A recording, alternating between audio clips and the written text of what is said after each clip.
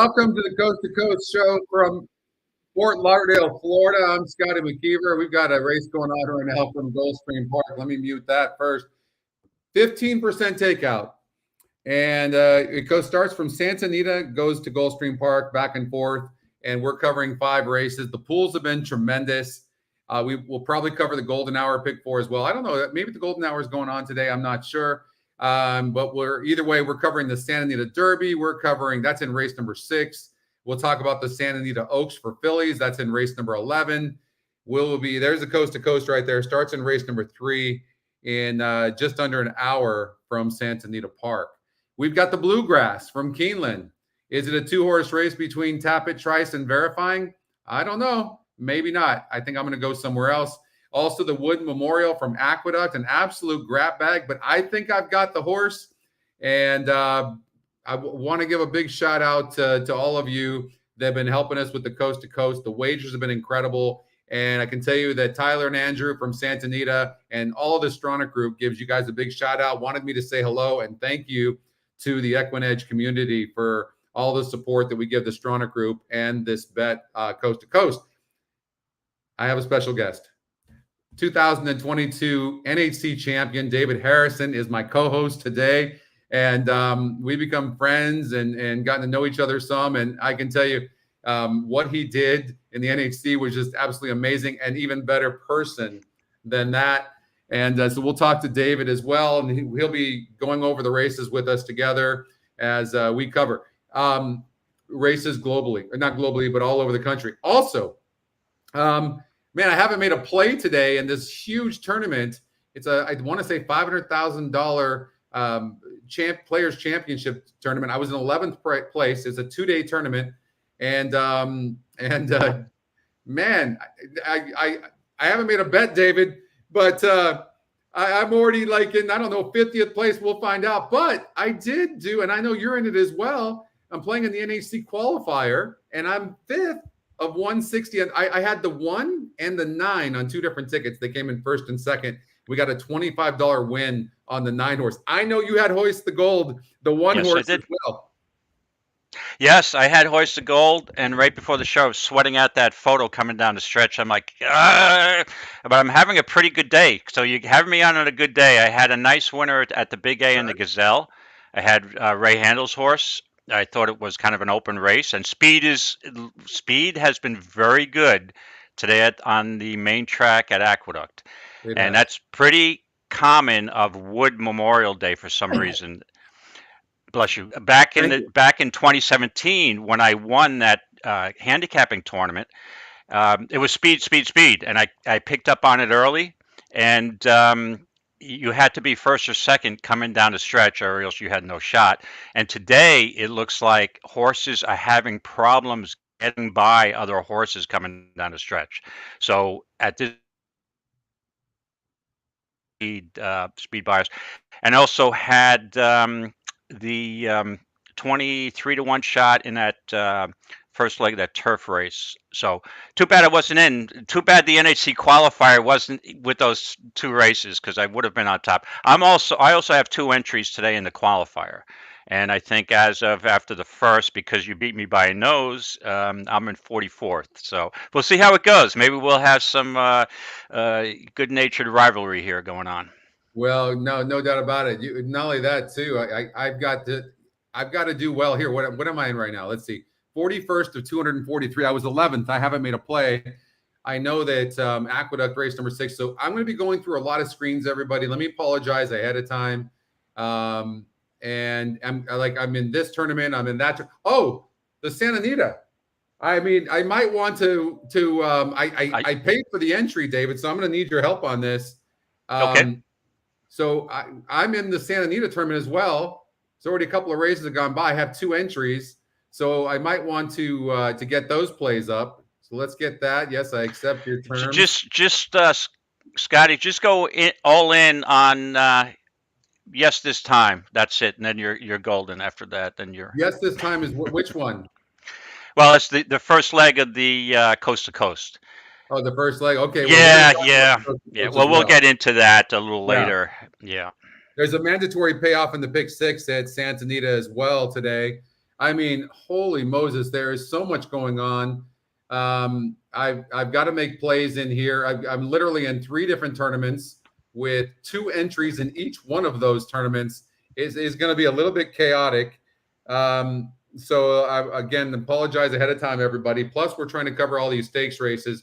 We've got the Appalachian Stakes coming up here at Keeneland. That's race number 6. Then in race number 2 at Santa Anita, we've got this non-graded stakes race, state bred Calbreds, the Evening Jewel Stakes. Evening Jewel was a wonderful Calbred.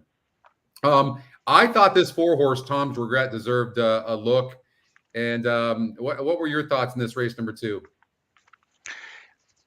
Just give me a second to pull that race up. Like you are doing, I'm multitasking. I'm flipping Keeneland, Aqueduct, Santa Anita. It's well, like, okay, well, let me tell you about this horse. First of all, yes, it's the fastest horse in the race. Second of all, it's going up 12 points in going on the dirt for the first time on the GSR. Not the first time, I'm sorry. Last time was a 58. Today is a 70. It's EquinEdge's second pick.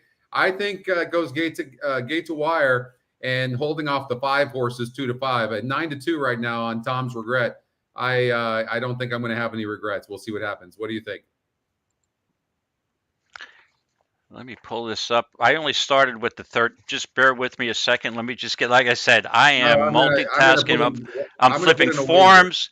I'm flipping EquinEdge around. I've got like 73 pages open on my other laptop. I have 3 laptops. Yeah, I mean, yeah, when I looked at this race briefly, yeah, Tom's Regret does have an edge in the early pace factor. And what's the 5? The 5 is 3-5. Yeah, I mean, I don't. That horse is going to be real tough. But yeah, I don't have any problem. Tom's Regret was morning line 8-5, so you're getting a good price at this point. Yeah, it's race number 2 coming up, right? So yep. We look Santa Anita race number 2. The 4-horse, they're coming onto the track. We'll look at them, but I'm trying to get in a bet on this ticket. Exacta. I'm just going to do an ice cold 4 with 5. I'm going to do that. And then I'm going to bet 500 to win. I'm either going to be in the lead, or I'll have 1 entry left. All right, so that's what I'm going to do there. Let's take a look at these horses coming onto the track. I think the 4 holds a significant advantage, and I think it's a decent animal. The 5 is good, I know that, but 5 is going to have to come from behind. If we look at this race, you'll see the 5's got is 2 for 2 lifetime. It's got a 63 GSR. It barely won last time out against an easier group. I don't see why Tom's Regret can't go gate to wire. Yeah, I mean, this horse does have the early speed. Did you look at the 1 horse at all, Scotty? Let's look at it right now. Absolute Zero. Yeah. I personally didn't like the 1. I thought the 1 was going to get eaten up on the rail, but that was just my opinion. Did you like the 1? Yeah, I prefer to give the horse 1 race off a layoff. It hasn't run since Del Mar in August. So, but I think this horse has a future. I mean, yeah, it's probably a 3-horse race, but this horse is 2 for 2 over the surface. The question is 6.5, and also that's the question with the 4. But yeah, no, I can see the 4. The 4 looks nice on the track also. 4 does. So does the 5. It really does look like those 2 horses. So I'm going to take a chance there. Let me ask you a question. So there's been a couple of races now. I have to look at Aqueduct right now to see who won race number 6 to see what's going on. So the 5-horse Joey Freshwater was a horse I actually liked a lot. It paid $8.30. But here's the thing.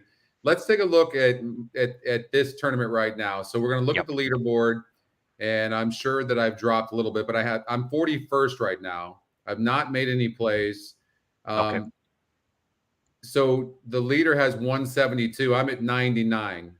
So would you even think about taking a horse like this 4 who's going to probably go off at 3-1 and using that, or am I strictly really going for long shots right now? What do you think? At this point, this 4, because I wouldn't, Scotty, if I was in this, I'm not playing a 5-horse field and trying to get 4-1. And I think that price is gonna drop in the next few minutes. But yeah, I would probably just sit on it and play a horse that you like's got a little better price. But again, everybody's got their own strategy in tourneys. But this is where I would sit personally. All right, so we've got Keeneland. And in this tournament here, the 4-horse, the EquinEdge long shot. I think this horse deserves a look. We're not going to be able to show the races. I've asked for them to show it. I'm waiting to hear. We'll see. We might be able to show Keeneland if we can hear back from them. But so I'm sure our audience is watching that. But I think the 4-horse Heavenly Sunday deserves a look. Did you look at this Keeneland race at all? Yes. I'm all over the 6. Be Your Best. Okay. I was at Saratoga the day this horse broke its maiden, and I was really impressed with the stretch run. This horse, I was at Keeneland, and I liked this horse in the Breeders' Cup race, but the horse never fired. He got into traffic problems early, and it was history. But off the layoff, I think this horse is in a really good spot. I think this horse is quite talented, and we're right now 6-1. So I matched it up with a 6-7 exacta. And Okay, so you've got the 6-7. in the qualifier, the 2 entries I have, the NHC qualifier, I'm using the 6 on both entries.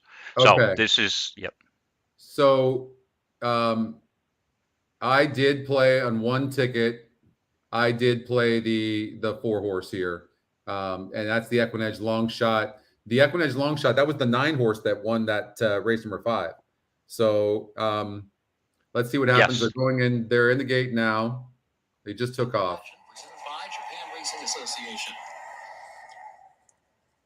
Yeah, I'm on delay here. So the 4 took the lead. Now, whether he's going to give it up to the 9, I'm not sure.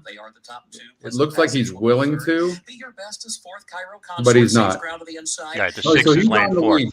I'm glad because you can see he's a little bit ranked. And it would be nice if the 9 wasn't pressing, big long shot, but the 9 is. I don't make this move. Let's see what the fractions are posted. 23 and 2. Nice.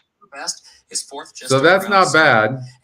Not so bad. And look at this 4-horse got bet from 7-1 down to 4-1 I in the see game. that. Yep. Slowed it down to 48 and 1.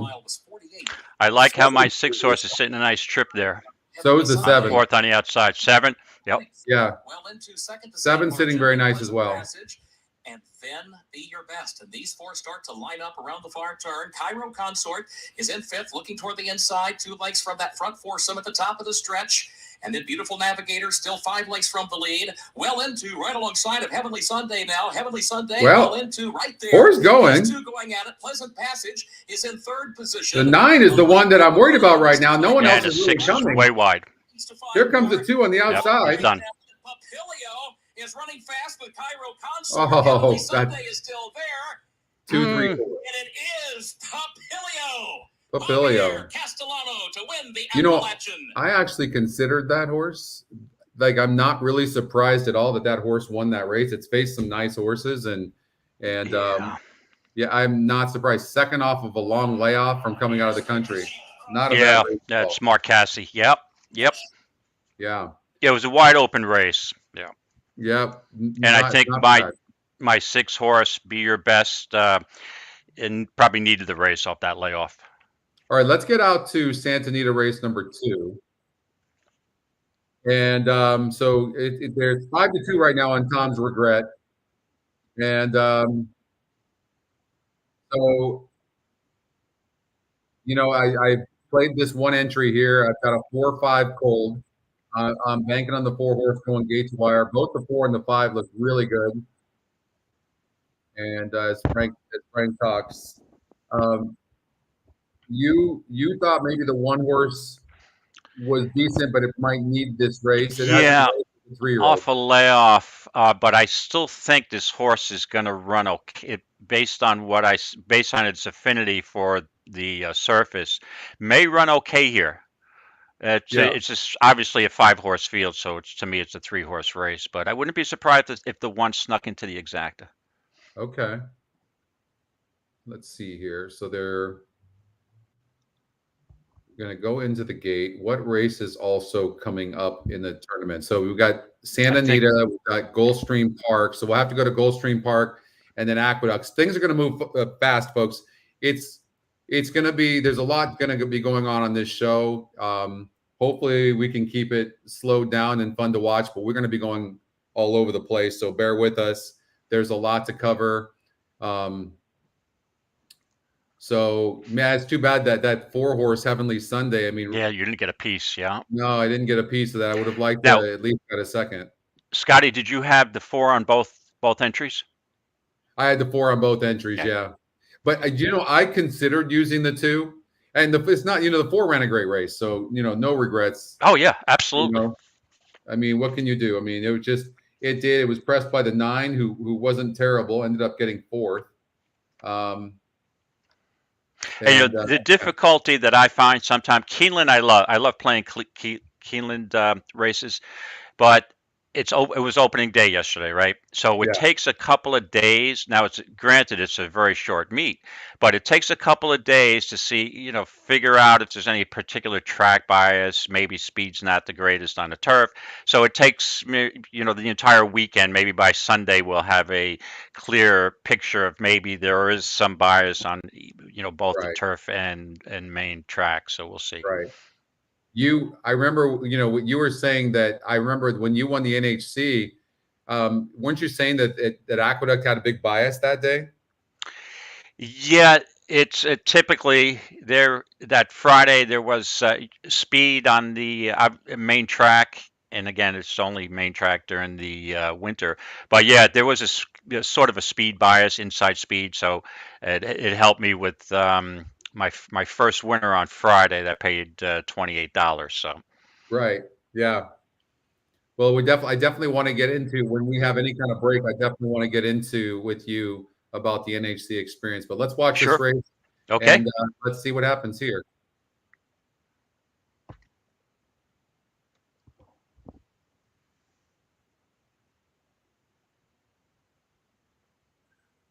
Or did not break well.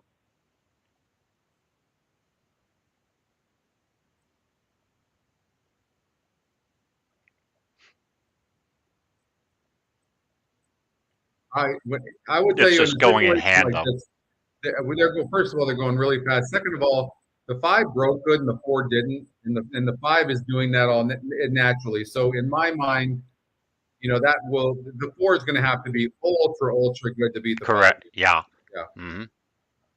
That rushing up doesn't help. No. But the 1's sitting a sweet trip there. I don't know what happened to the internet here.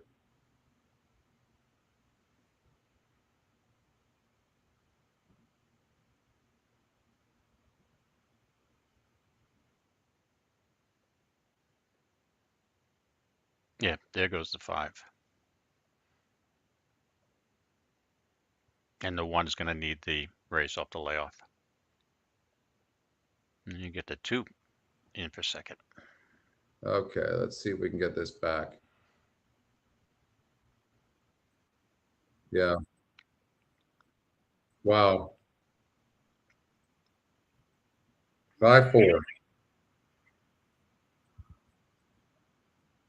So it wouldn't have mattered anyways. I mean, that was an absolute monster win by Ceiling Crusher. I mean, wow. Doug O'Neill's got a nice 3-year-old filly there. Absolutely. Absolutely. And Scotty, even if the 4 got a clear lead based on this performance, I don't think it would have mattered. So would not have mattered whatsoever. I agree with you. Wow.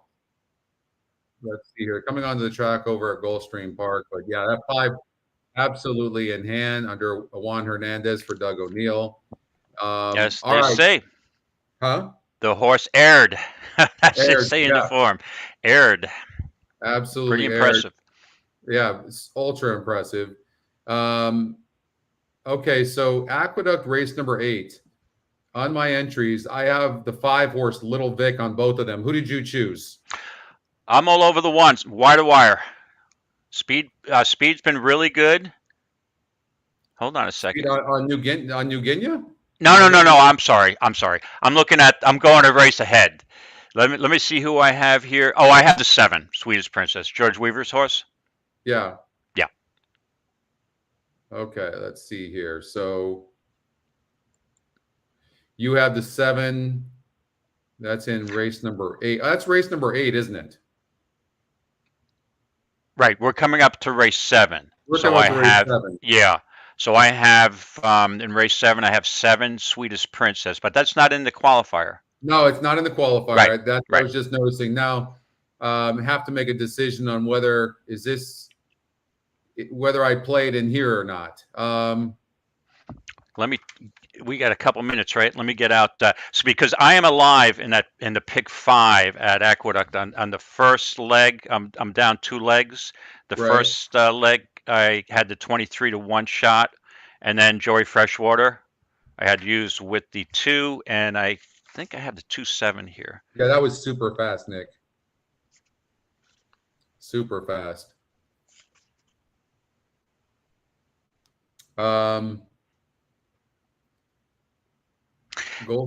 Park. Yeah. 7. I don't think Gulfstream Park 7 is not part of the Players Championship. This race is. Who did you like? The 7-horse Sweetest Princess. Sweetest Princess. Yeah. I mean that horse is 7-1. Mm-hmm. And now, granted that when this horse won over the track, well, Belmont at Aqueduct, same thing. Well, finished a nice second. This horse hasn't won on the turf, but that 61 buyer from the 10 post was a pretty decent race. But again, the buyers on the turf don't compare with the 1's buyers. But now the 1 is off a layoff. So and the 7 has been racing on the main track. So the conditioning and LASIK's on first time. So I felt that horse had a real shot at a price. And believe it, I think I singled this 7 horse in my pick 5. Wow. Of course, that takes guts because I'm trying to beat 2 Clement horses, 1 and the 3 on turf, which at the Big A doesn't happen too often. So I'm living dangerously, to say the least. But sometimes when you play these tickets, you have to do that. I mean, I'm not looking when I look to hit a pick 5, I'm not looking for a $400 pick 5. I'm looking for a $2,000 to $4,000 pick 5. Right. So, I mean, I'm not singling a favorite, or the key is which favorites can you beat to get a payoff that's worth the risk, right? Because you pick 5, you have to have so many things go your way. And you don't have the advantage of looking, pre-race if the horse is washed out before the race or doesn't look good on the track or has front bandages first time. So, I've got to look for prices, so. All right. So we're let's look at Gulfstream Park. We've got that coming up, race number 7. And you've got 3 first-time starters here, but Jackie Spirit. And this horse ran good first time out, second time out off the layoff, not so good. But that was a really tough group. Now gets back into maidens. You often see people do that. Why they do that, I don't know.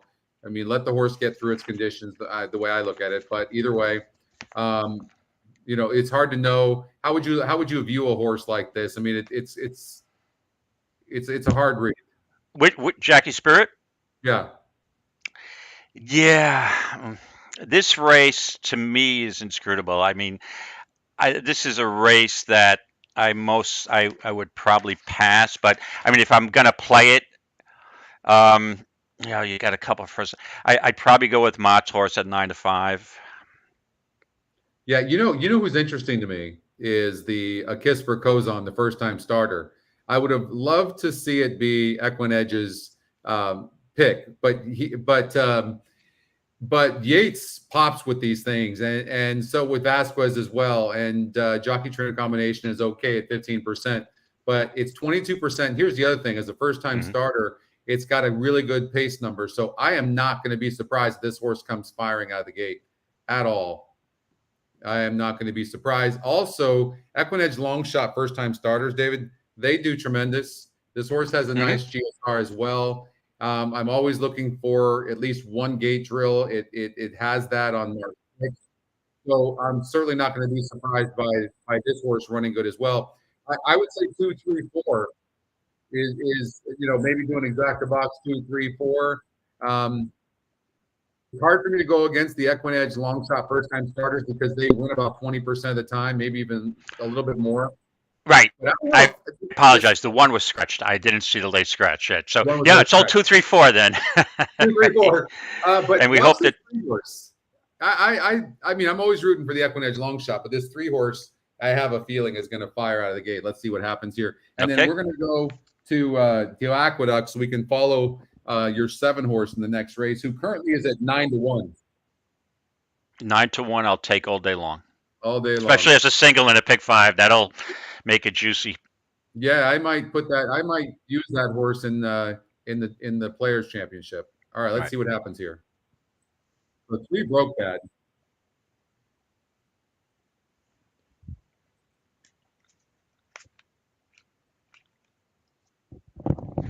You can see the way. Look at the jockey on the 3. I mean, this is a horse you want to put a note on. This horse was live from the very beginning. I have no doubt about that.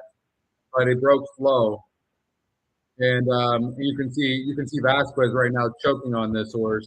Mm-hmm. And the EquinEdge long shot's in the lead right now at 5-1. Let's see what happens here. But the 7 horse looks pretty good.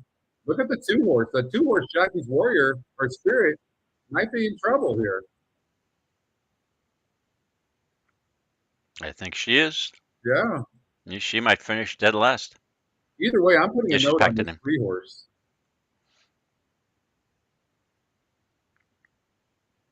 Oh, there's 5.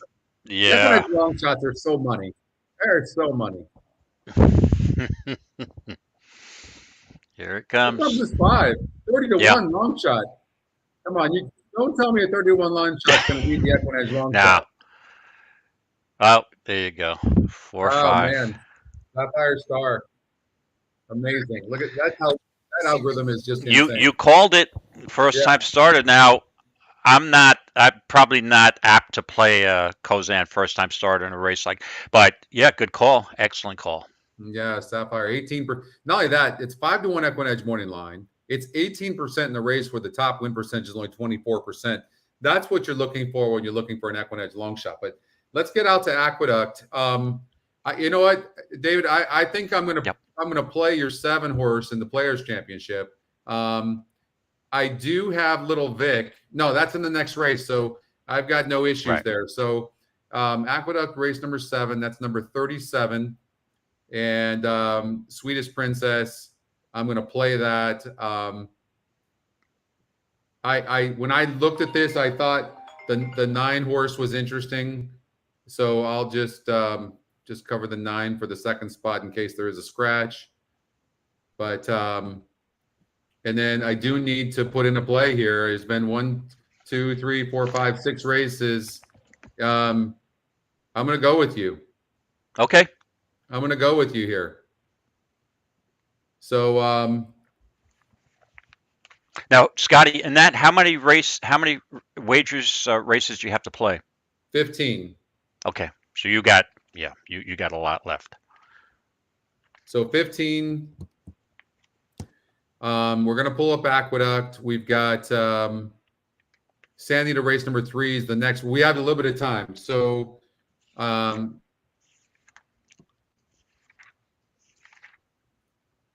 yeah, Santa Anita is in 16 minutes. Keeneland's in 18 minutes. And so we have a little bit of a break, which is good. Okay. All right, so come on 7. Again, we can't show this race, folks, but Oldie said he likes the 6 horse. Let's see what happens here. I've got the 7, 9-1 now, but I'm on delay here. So don't root too hard down the stretch. Give it like 5 Okay. seconds before you start cheering. Got it. I like the Okay. drama, Scotty. Okay. That's why I we're in this game, right? That's exactly right. That's exactly right. 7 goes in the gate nicely. The 8 horse balked at going into the gate. That was a horse I eliminated. No, not here, oldie. Okay. They are going mile and 16th on the turf.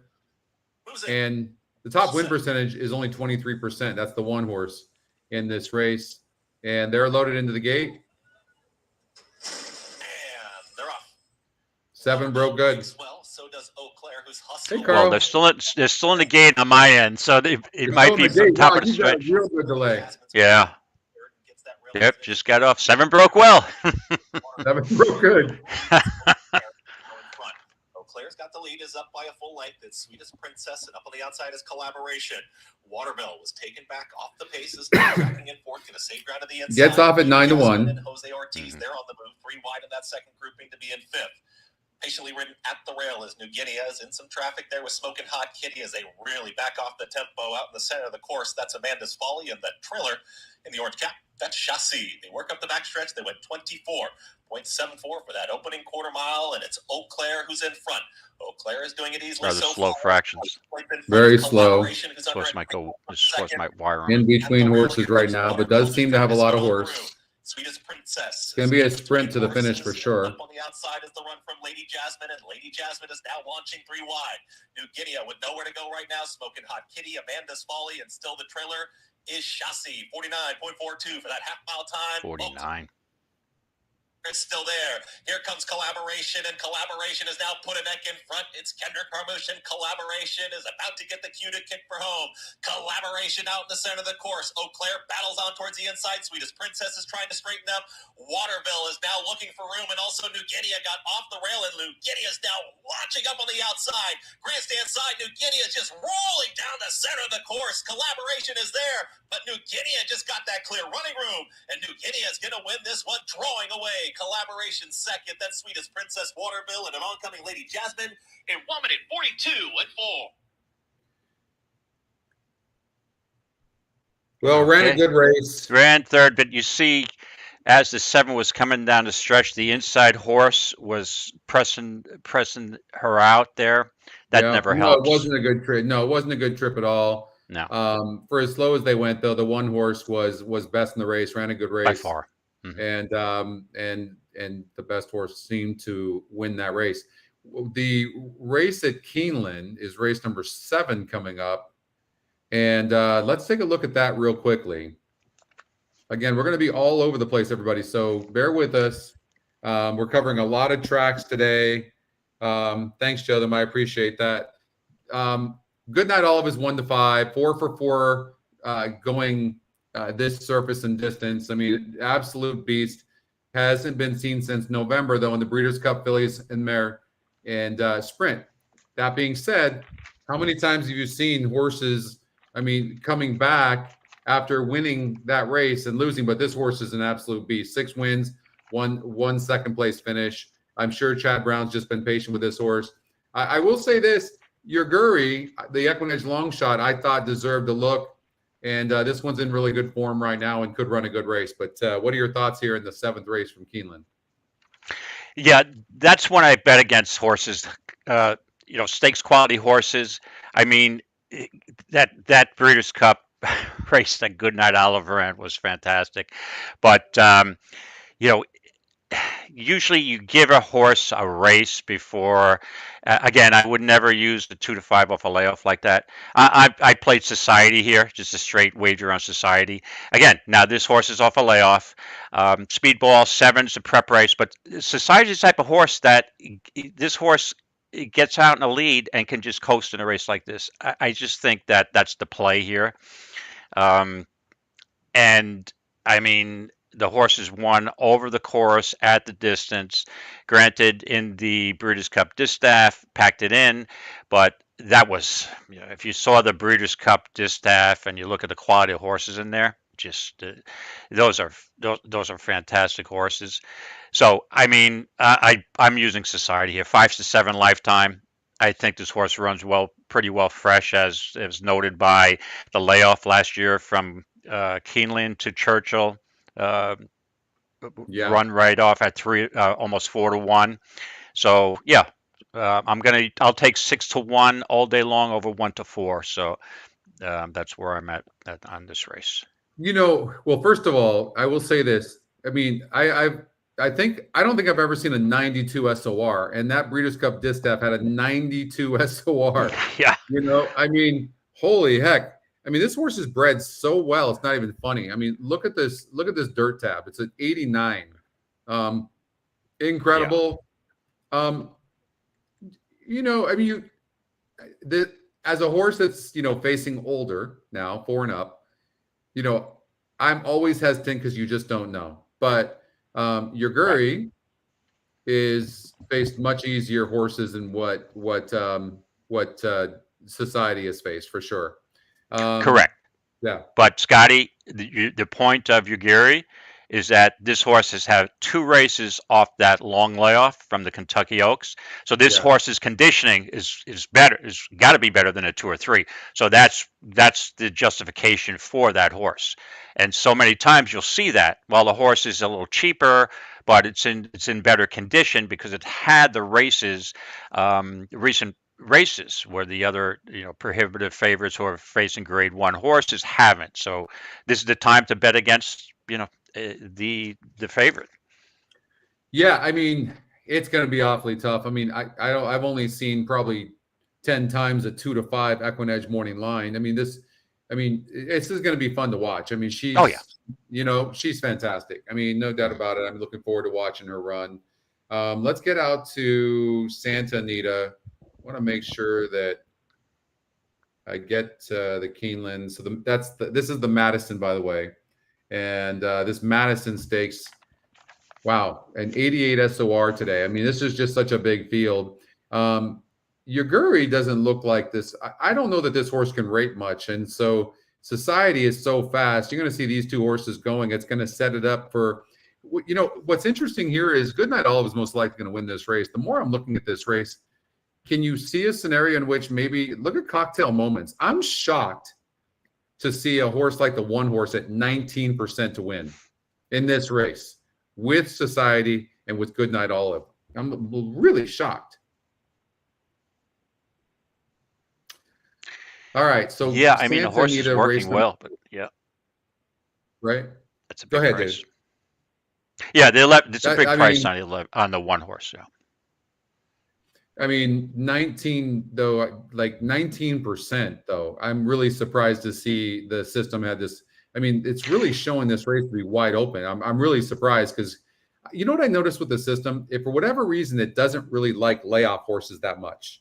That's what I've seen with the system because, I'm sure some people are wondering 2-5 top EquinEdge pick, real monster GSR, and why is this horse only 24% to win? Well, it's got horses like Society in here.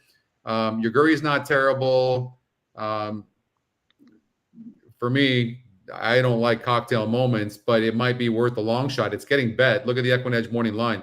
This horse is 20-1 in the odds makers morning line, and it's 12-1 in the EquinEdge morning line. Currently, this horse is 12-1.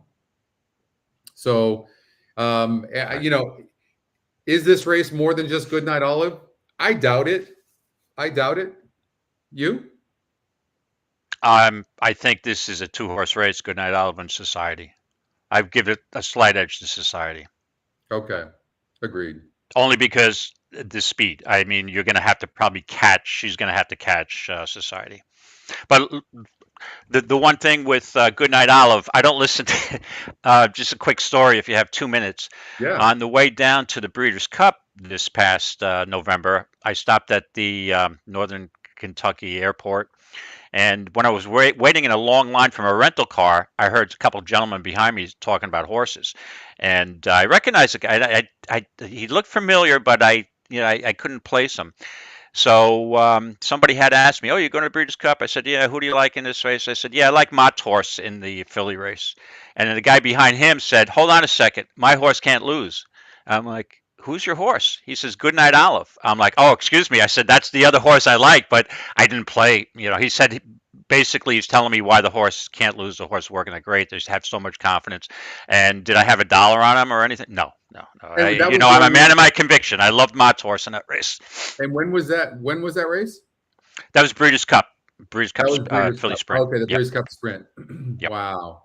And the Yeah. horse won again. It was she was the favorite, but you know, hey, listen, they were very, very confident. And Yeah. sometimes, you know, when you're heading to a race, or sometimes that's fate. You run into the owner, and you're like, yeah, this horse can't lose, dude. So, but I don't listen to, you know, I'm a handicapper. I've got to go with my convictions.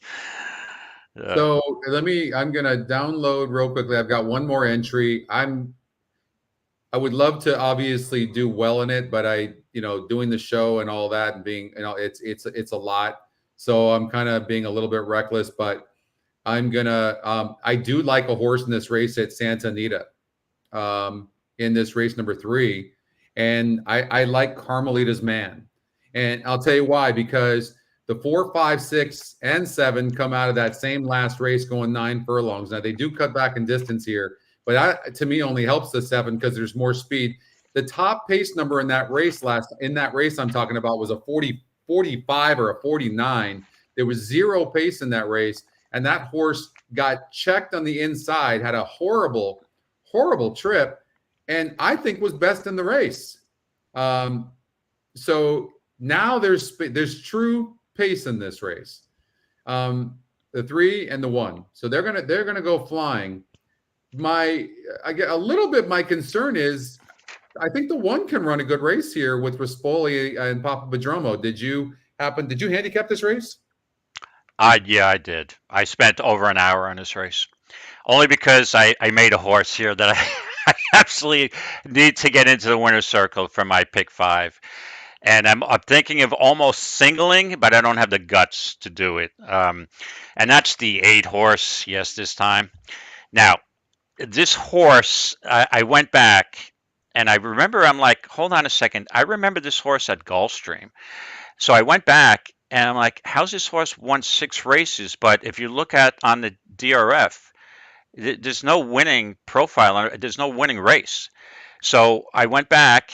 This horse won 4 in a row back in 2021, 6 of its first 8 starts, and then they moved this horse up to the Saratoga Invitational turf. Right. Then stakes race after stakes race after stakes race, layoff. So there's so many factors with this horse that I'm looking at. First of all, the 12 posts at Turfway Park in the Cotton Fitzsimmons, the last race. Right. It really had no shot. Wide trip, but then did switch to the inside. Didn't really have a run. I'm going to throw that race out. Enough pace up here. You got blinkers on. You got Frankie Dettori on. I mean, what else? How many other angles can there be, right? Right. I'm just hoping there's enough pace because I love this horse.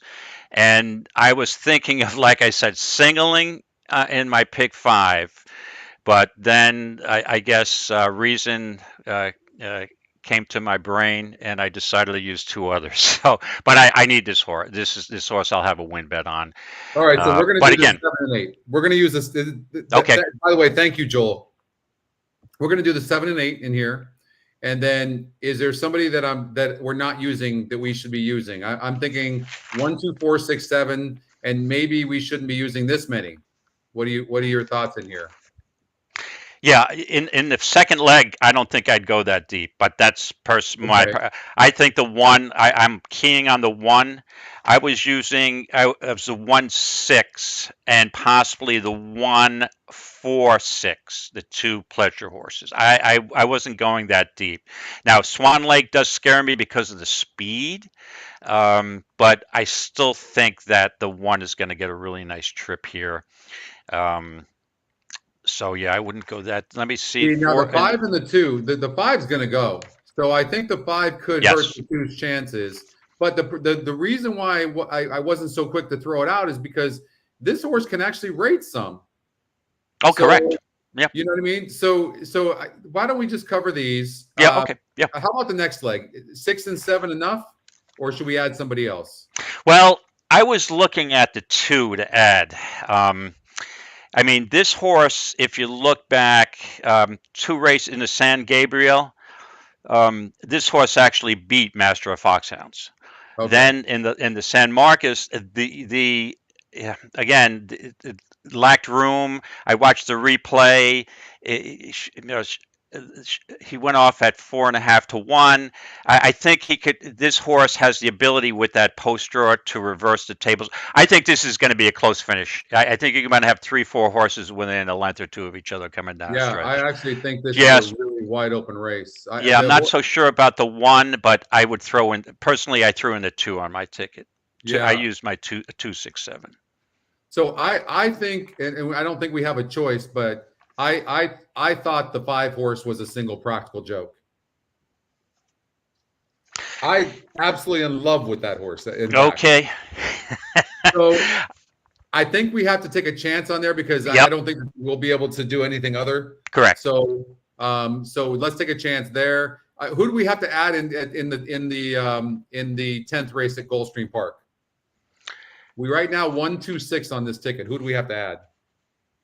Well, I was not going to add anybody. I think it's a 2-horse race between a 1 and a 6, and I think it could possibly get away with singling the 6, because I like Skinner.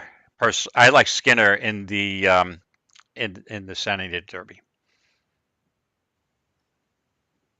So you like the 7 Skinner? Yeah, yeah. Mm-hmm. I am an absolute. Okay, well now we have no choice. I will tell you this. Yeah. What worries me with Skinner now is the scratch of the 3, the speed. That was going to be the clear speed in the race. So Skinner needs a little pace. It may compromise his chances. So I'm a little. We need the 7 and 8. So they're going into the gate. So we're in. We're in. Okay, we're in. We need your 8 or my 7.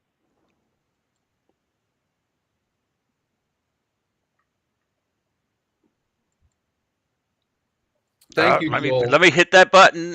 Get the wager in. You get it? I hope we see. Oh, you got lucky there. A little bit lucky that 8 backed out. I hope that we can see a really fast pace here. Because the rail's not out. This really helps the 7. 7's only helped by a good pace. I just got it in. 8, 7, 8 exactly. The 6 horse stumbled, which only helps our cause. And the 8's got blinkers on. It's showing it right here. It's closer to the pace than normal. There looks to be going pretty fast to me. Oh, now the 2 horse is completely rank. 23. 23. Thank you, Ron. Hey, Bill. Justin in the house. I didn't say hello to you guys. Sorry. Bill's likes National Treasure. 23. I'm going to say they're going to go 46 and 3. It's pretty fast. Here comes the 7. Don't choke. Go. Come on.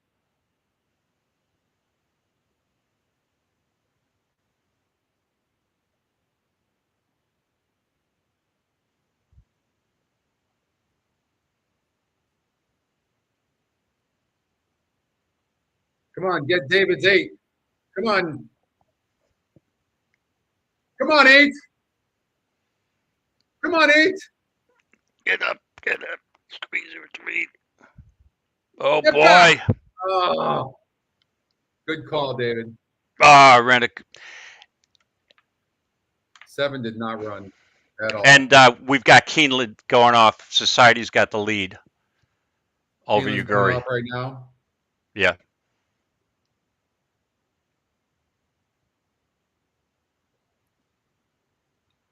Yeah, Good Night Oliver's. Wow. Yeah, this race is over. Mary, quite contrary, trying to chase her down with 1/8 of a mile to go, and Society is third back toward the inside. Good Night Olive, just over a 16th. Wow, look at the 5. Mary, quite contrary, still trying, still 2 lengths away. The champ in front. Good Night Olive chased all the way by Mary, quite contrary. 5 horse ran you to win The one Madison. All right. All right. Oh, man. Let's see here. So the 5 horse Time to Party gets the win. A little bit afraid of that horse. But again, that's the concern I have when I'm using a horse, the 8 horse, that hasn't won since 2021. I mean, this horse had won 6 of his first last start, and it doesn't have a recent winning profile. And horses are creatures of habit, right? So you haven't won in a while. Horse is running you down. You're in between horses. I mean, this horse probably is not the same horse he was back in 2021. By the way, but he ran a good race. Still ran a good race. Ran a very good race. Most of the races I like, and the reason I'm staying patient is most of the races I like are all coming up. Right. So I liked a lot of horses. So let's. Well, I'm not surprised that Repo rocks. By the way, 8 minutes to 12 minutes before Aqueduct race number 8. I went with Little Vic. You can see that. Who did you go with? I like the one wire to wire. The rail's been good. Speed's been good. Okay. And so, yeah, let me just make an additional wager on that because I'm liking the price. All right, we got Gulfstream Park race number 8 though coming up, and I don't think that's part of the tournament, right? I don't think of the one we're in. No. We got the next one is Aqueduct 8 and then Keeneland 8. And then Keeneland 8th. Oh yeah, there's plenty of races coming up. Okay, good stuff coming up actually. All right, so they're running on the turf over at Gulfstream Park. And let's take a closer look at this. I didn't make a play in the 3rd. Thank God. Okay, so the pace of the race, it looks like by far, no, not by far, the 5 horse can push the 2 is what we're hoping, I would think, right? Although we can see that the 2 horse can rate. Well, I say that, but then I just realized that this is mile and 1/8. Yeah, well, yeah, that too, but it's also my good friend John Guarneri's horse, Imaginary Stable. So I'm definitely not rooting against him, but if we're looking at this, he could get hurt. But because he's on the inside, I would imagine the 5 is going to go hard. I would imagine. And you can see the win percentages. They're pretty wide open in this race. Oh, yeah. The 5 will, that's the way I have it on paper. The 5's going to really go out. The 2 has got a shot to, if he stalks the 5. And I think the 1's just going to set a perfect trip here. We hope he sits a perfect trip. Well, I would imagine the 4 horse, the EquinEdge top pick, it faced a 64 group last time out. It dropped to a 60, 19% up to 23%. Same GSR. Not the best breaker in the world. Was 7 wide in the last trip. I would imagine the 4 horse deserves a long look, especially if they're if the 2 and the 5 are going to go. I'm going to judge this 1 horse, Lights of Broadway, off of this race here. And that was going 7.5 furlongs on the turf. This horse's form doesn't look very good. Ran good first off the layoff, then faced way too tough a competition. And goes 19%, 71 GSR. I mean, this EquinEdge long shot deserves a look as well. This is a really rough race on paper, isn't it, David? It is. For a small field, it's pretty competitive. The one thing, even though I'm using the 1 as my key play, probably 4-1 backup, is that this horse has not won on turf and only on 2 races on the Tapeta. Right. So that goes against one of my principles, especially now that the horse is the favorite, slight favorite, correct? Yeah. That I try not to play a favorite, as Harvey Pack would say, trying to do something for the first time as the favorite. Yes. It's trying to do something for the first time as an 8-to-1 shot or a 12-to-1 shot. Sure. I mean, you risk reward type of factor, but yeah, so that's the concern I have. But yeah, to me, it's 1-4-1. The 7-horse English Painter. This horse faced easier, a 56 group, 25 win percent, and it's lightly raced. Has every right to run a better race. Gets Patrick Husbands, and riding for Safi Joseph. I mean, nothing wrong with it. This is a really wide open race. I think the one thing we know for sure is that the 2 and the 5 are going to be on the lead. And then what I do like I like that the 4-horse, his top EquinEdge pick, has a good win percentage, is going to be sitting in the garden spot and has the class of the race and has a really good GSR. For me, if I had a pick, I'm rooting for you, but if I had a pick, I would take the 4-horse, the EquinEdge.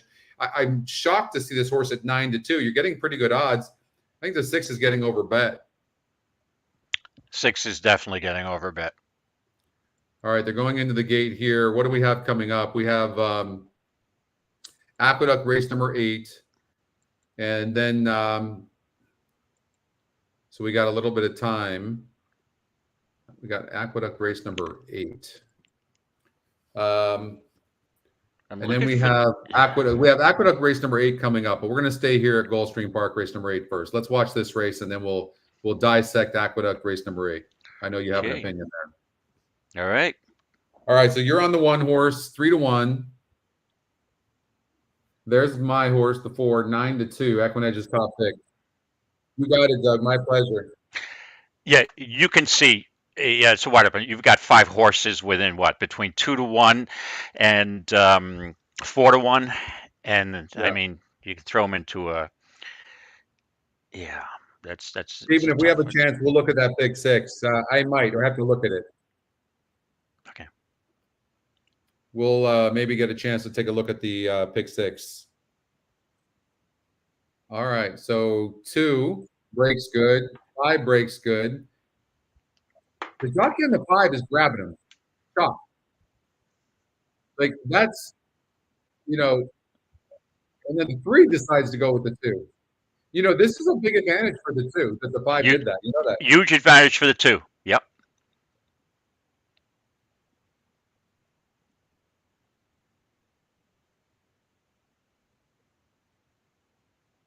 I mean, this is the part where the jockey, if you know him, and he tells you he's going to take the horse back, you bet your lungs out on the 2-horse, honestly. Right, exactly. You know what I mean? Hindsight is 20/20. I don't know what form he was looking at, but that 5 is never rated. Although I will say he looks pretty relaxed, but he's never rated before. He's stalking nicely, right? There may be, and the 1 took a ton of late money. The 1 did. Look at it goes off of your 9-5 favorite. Knowing that, I wouldn't have played it. Mm-hmm. It's still going to be very tough to catch this 2. Very, very tough. Yep. I mean, computer wagering. Got a 25, almost a 25 half. 1's in between horses, a terrible place to be, getting a terrible trip. Mm-hmm. 4 is all out already. The 2 is just being asked right now. Here comes the 1.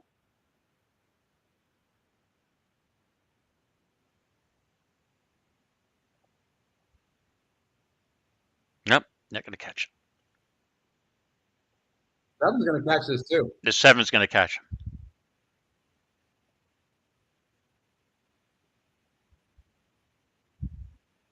But look, that race, Safi Joseph. That race was exactly what we talked about. Mm-hmm. It was wide open. I mean, and there's a lot of different factors. So even though it was only, 7 horses, it was just a really, really tough race on paper. And you can see that by the win percentage. The only horse that really didn't have a chance was the 5. And yeah, I mean, a little bit surprised to see if you're the jockey and you're looking at this horse, his only win is going gate to wire. I don't know why you would taken that horse back. But on the 5 horse, correct? On the 5 horse. Yeah, it just doesn't make any sense. Yeah, that's the problem in these races. When you look at them on paper, sometimes they just don't develop the way that you have it on paper. I mean, we Exactly. don't know if the jock's going to take back. The owners of the horse said, "Hey, listen, let's try rating them to see if you can get the 1.125 miles." So you don't, but on paper it looked like the 5 would have a clear lead, right? So, Yeah. So let's 2 talk would be about this 7 real quickly, and then we got to get to Aqueduct race number 8. But what I Sure. will say about this 7 is when you look at the SOR, yes, it faced easier last time out, but when you're lightly raced like this, you can, you have a chance of moving up in class. So 17% win, going up from 56 to 60, good form, had been first and second in the last 4 races, 2 and 2. So again, with a horse that's run 15 times, 10 times, it's different. But with a horse like this that's lightly raced, you can see improvement like this, right? Yeah, absolutely. I right before the beginning of the race, I looked at the GSR to see what the rating was for 1.160 miles. Obviously, this horse ran well at 1.116 miles, and I broke one of my cardinal rules in these pick 5s when Gulfstream's involved. Never let Safi Joseph beat you. So you can have 50 years of experience in this game, and because you think you know more than the other guy, or then you're just like, oh, I forgot about that rule. So oh well, we'll see. Okay, well, you can make it up here with your 1 horse winning the race. I'm of course rooting for the 5, and we're in the same tournament here. I don't think I've hit the board yet. We're early though, right? Yeah, I better pick up some. So I have two tickets. I have 1 on both on this one. Yeah, I was pretty confident this one's wire in this field, based on the way the track was playing. Right.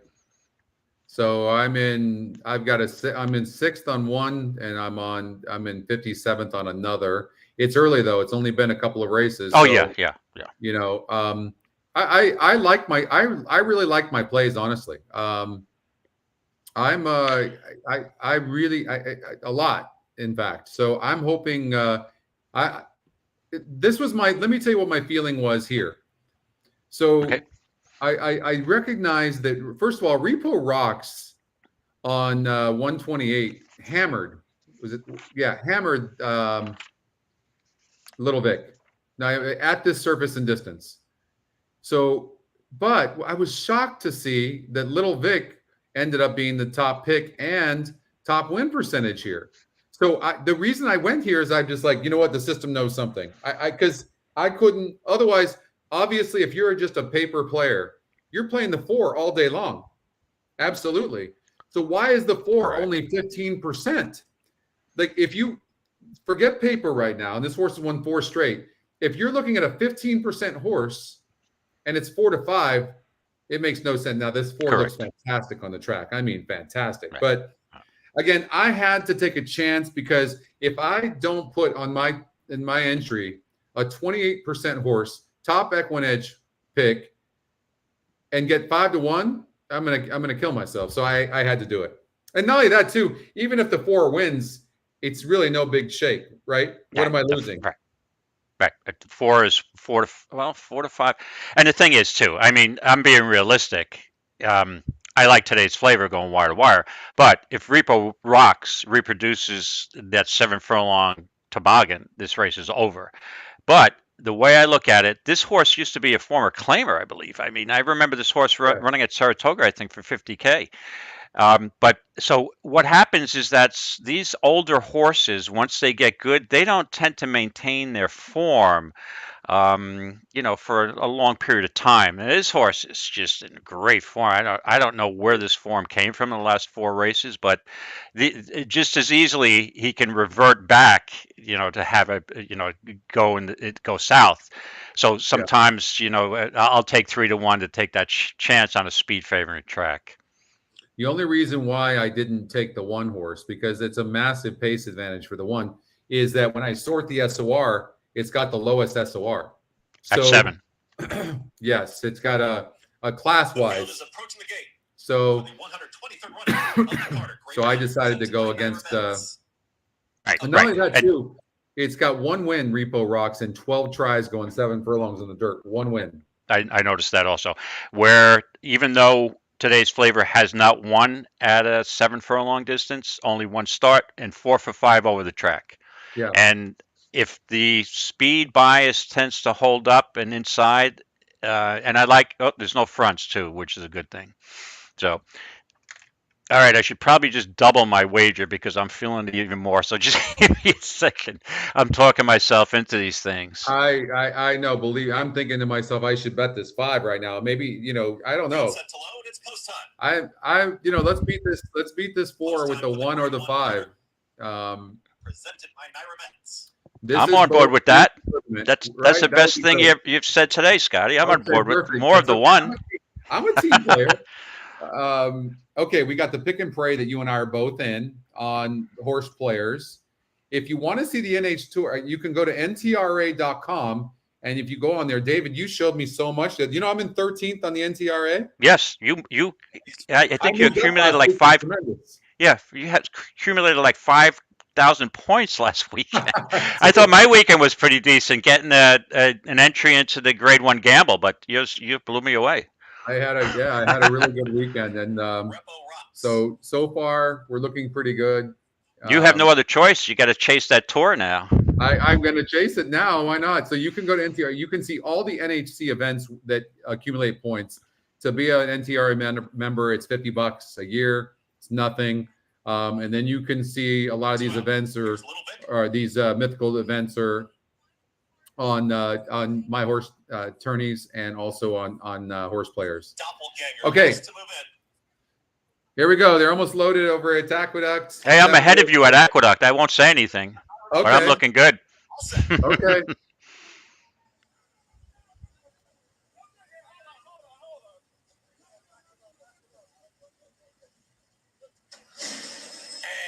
they're off. Towards the inside there, Bold Journey. Little Vic has got early speed, and at the rail, here's Today's Flavor. Expressman is going to be in that early mix as well. Repo Rocks out in the center of the racetrack is in 4th as the leading trio gets away.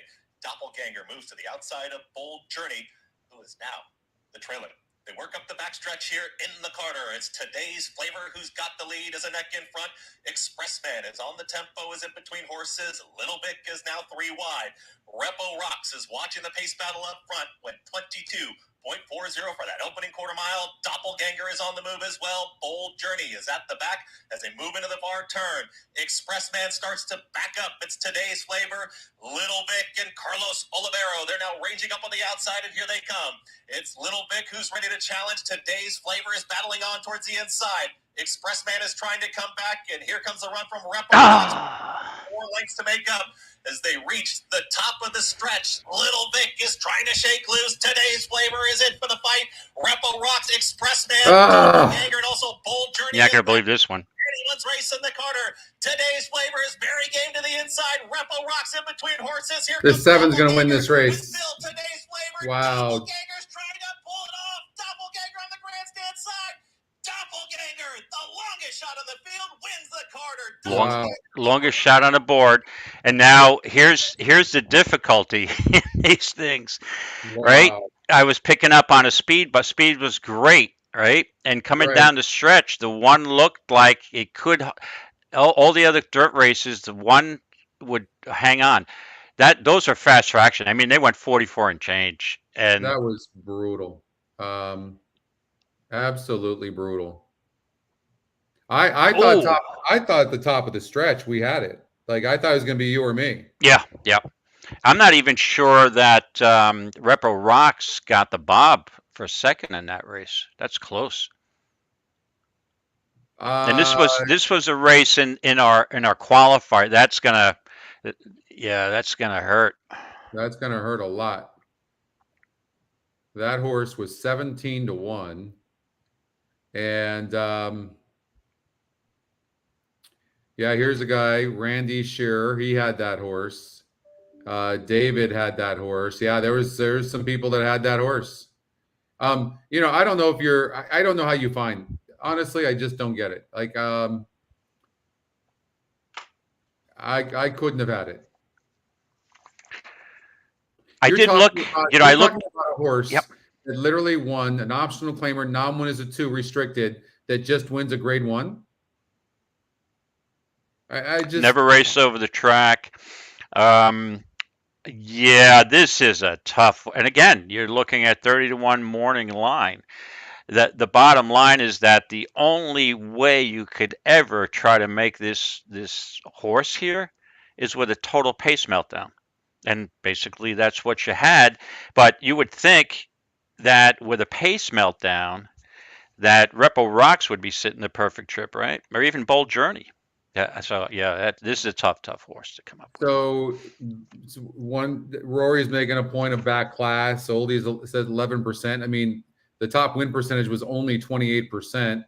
So, and they did go fast up front. This horse has got tremendous form. But the back class, I guess you could make that case. The horse is in good form. Third race off a long layoff. I mean, either way. Yeah. I mean, you could say back class, but the back class races, 3-year-olds, basically running the same buyer, finishing second, third, and fourth that it has at comeback races at Laurel, and I don't really love horses coming from Laurel up to the Big A, especially running in a Grade 1 race. Now again, this isn't the strongest Carter I've ever seen, but I mean, you would think you could make, there's a reason why this horse was the longest price on the board. I mean, this race could have shaped up perfectly for White Barrio, but right. I don't know why this horse was scratched. Obviously, it's probably got an issue. But yeah, Dave. Well, so I mean, it goes. if you didn't have the 9 in the first leg, it's going to be really tough to do any good in this tournament. Yeah. Mm-hmm. Right. So I'm still alive because of that. But I mean, well, I have a long shot later on one of my entries that may help me. But then you really, the difficulty with these pick and praise is that we don't have the ability to change our picks. So when you have a 17-1 shot in a small field, it kind of changes the narrative, right? So can I tell you though, I used to hate that. I love it now. I really do. Because you just get these people going for these bombs when you've handicapped your ass off. So to be honest with you, it doesn't bother me whatsoever. I actually kind of like it. All right, so I've got to start making some plays as 1, 2, 3, 4, 5, 6, 7, 8, 9, 10, 11 races have gone by. I'm going to have to play pretty much almost every single race now. So Santa Anita race number 4 is coming up. I can't play this. It's a 2 to 5 shot. So. All right, let's get you started here. Yeah, I can't play this one, but let me ask you a question. Can you beat this Baffert horse? It barely lost last time out. It's the pace of the race. This horse didn't do anything back at Del Mar.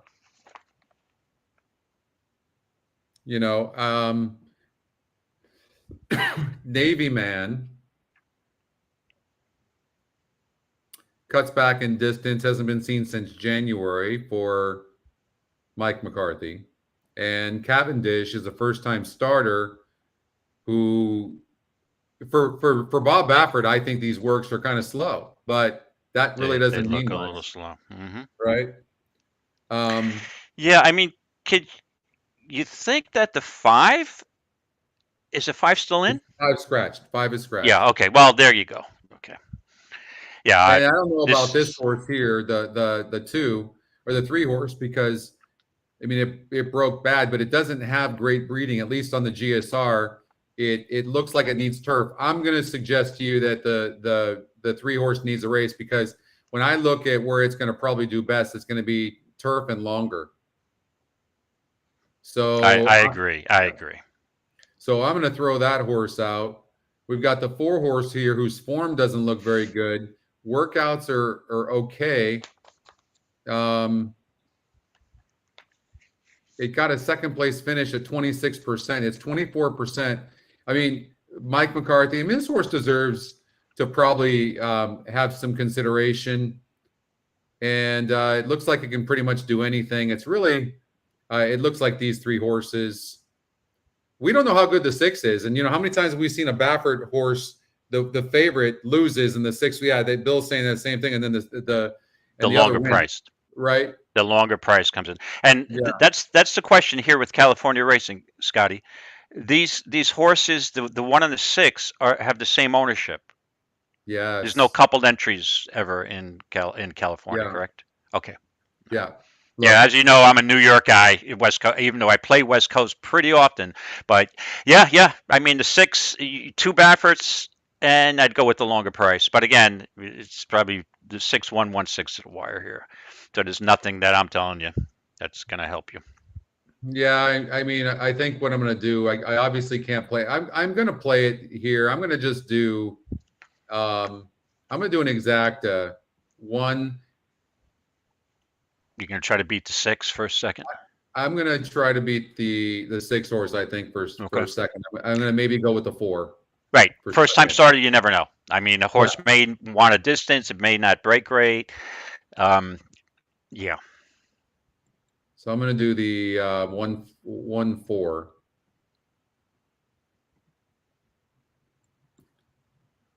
Yeah, and then we got rapid fire here. Right after that, we've got Keeneland, and then Gulfstream's coming up 4 minutes. Gulfstream as well.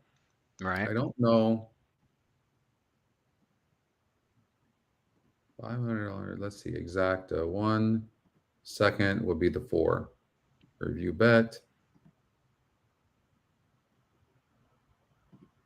And there is a trifecta, it looks like. This is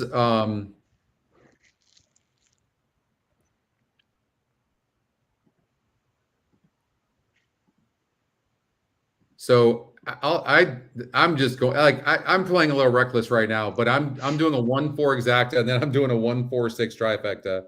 Hey Demetrius. So I just there's too many things going on. So yeah, we've got rapid fire, and again, I give you credit, Scotty, for in being in these, especially the express bet tourney. It's very distracting if you're in a live money tourney. You know, with the what pick and pray you're in, right? That.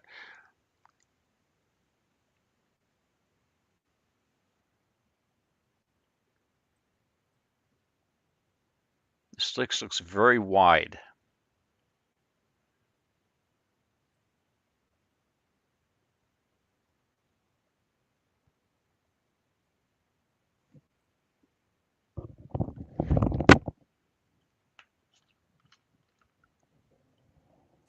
I honestly didn't think we'd see the 4 this close to the 1.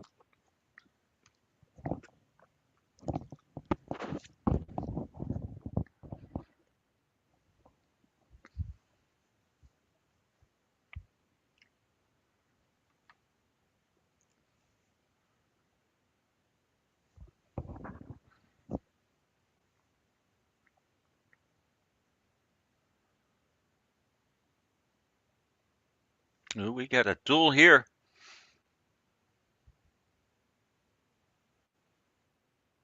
Oh no. Mm. And that 6 is going to get third too. 4-1.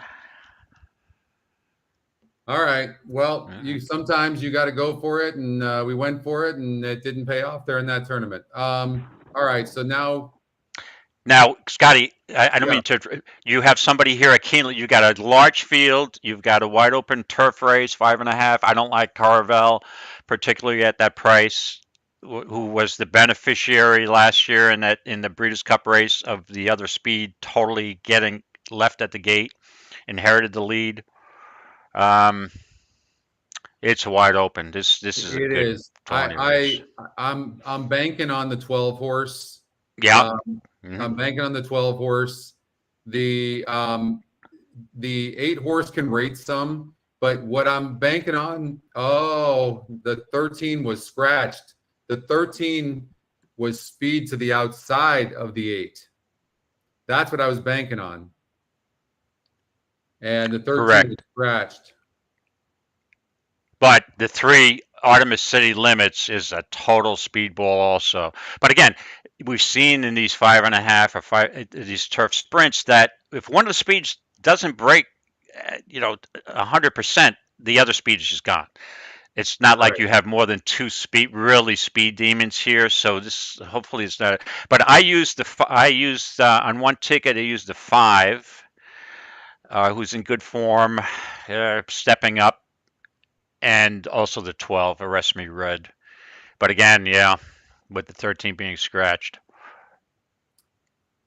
Well, this Gulfstream Park race is maybe something I can take as well. I want to play the 12. I don't know if 4-1 is going to be enough for me. Let's see here. The 12's had a layoff. You've got, I think I'm going to take the 12. Arrest Me. I think I'm going to do that. Let's see here. So yeah, I'm on board with that. Like I said, I have 5 and 12 on my 2 qualifiers. Yeah, I think I'm just going to have to do that. Right, because the 5 may be a little cheap, but in good form. He looks a little cheap to me. Yeah. But But hey, listen, you can only beat the competition that you're presented with, that's right? it. All you can do. Let's look at at Gulfstream Park now as well. Race number 9, which is number 44. Okay, hold on. What did I do? Get this portal back.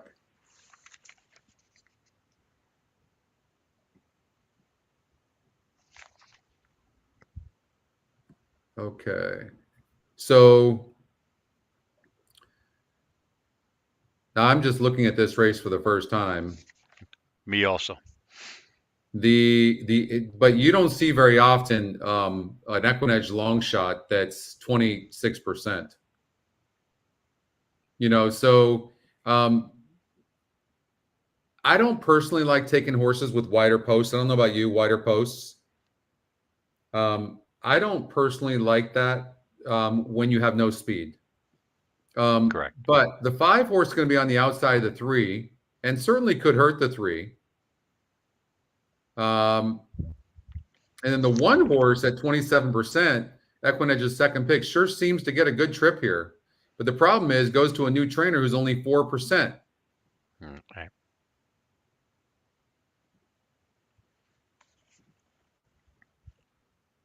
Two for 2, going 5 furlongs on the synthetic. I mean, could this thing prove to be a good claim? That had the 10 hole last time out and dueled. I mean, I think we're getting 9-2 right now on this 1 horse because of the new trainer, but it's still, maybe there's still some of the old trainers work, if you will. Right, and this horse is in really good form. It is. Since switched over, yeah. I mean, this horse is hard hitting. I mean, this horse is right there every race. You throw out the sloppy track on the main track, and geez. All right, so let's take the 1 horse at 9-2, and then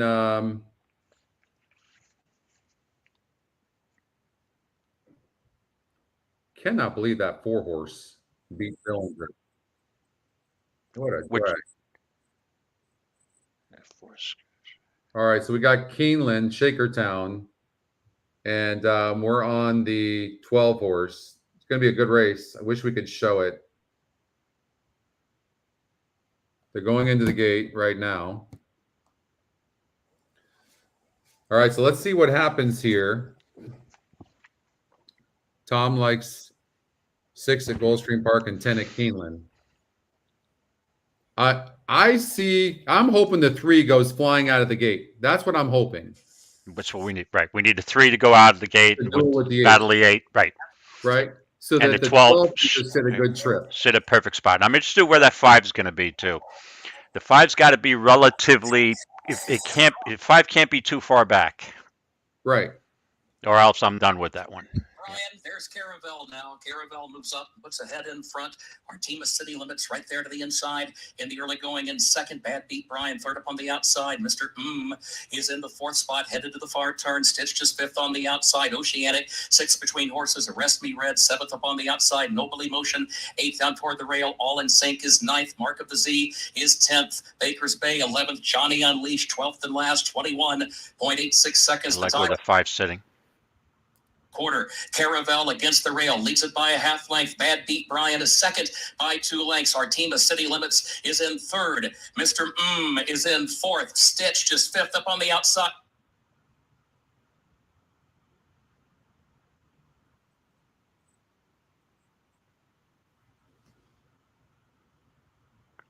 Me Red is far back. 1/8 of a mile to go. Caravel, the leader. Bad and is there. Stitch is there. Red on the far outside. Bad beat Brian right along. That 9 is running really good. Me Red is third, still fourth. What happened in the race? The 8? Fights on. Bad beat Brian is right It alongside. looks like 8, 9, 12. Down to the wire. Peter of Yeah, 8, 9, 12. Yep. 12 ran a good race, a little wide, and the speed didn't. Yep. Logical. Yeah. That 9 ran a huge race. Wasn't that the EquinEdge long shot? I think Justin called that, right? Did Yeah, good Justin call, call that Justin. one? Yeah. Good job, Justin. Wow. All right. So we need the 1 here, right? Gulfstream? We need the 1. All right, let's go 1. I don't have anything, so I'll root you home. All right. Remind me never to play anything with Joel Rosario on the back ever. You know, I was thinking Joel is just about ready to break through, so I'm that's not working. Yeah, these jocks get into slumps just like baseball players.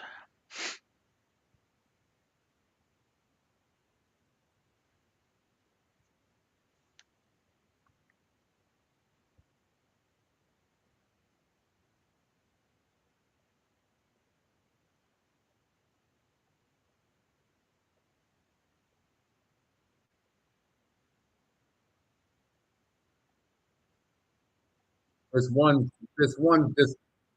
3's moving too good.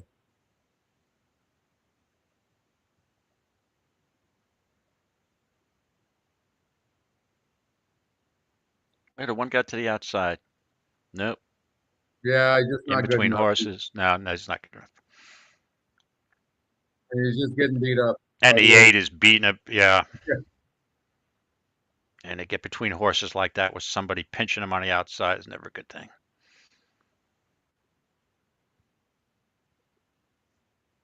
Very close. 387. That could be a dead heat for a second. All right. That's real tight. So let's see here.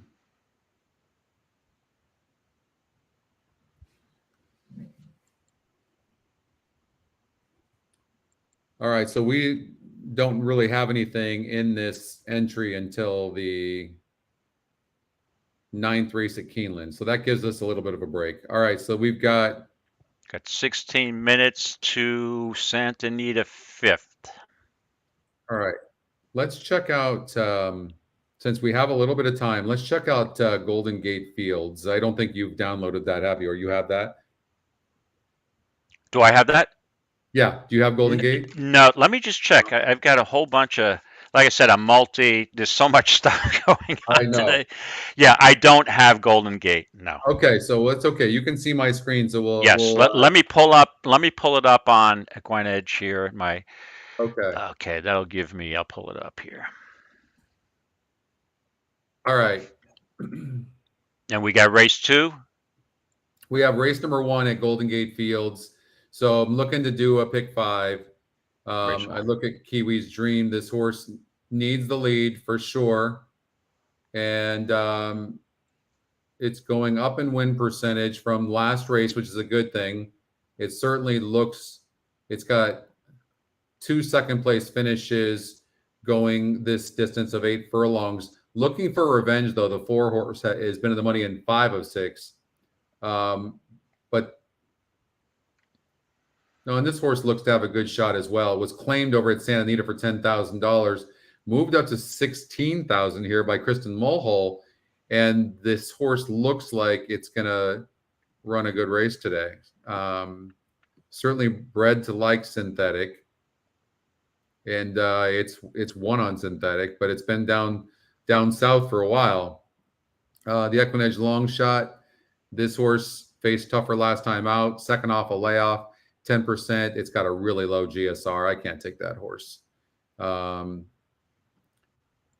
Chief Jackson, the 6 horse, just looks okay. Maybe for a third. It looks like the favorites. And I would probably take the speed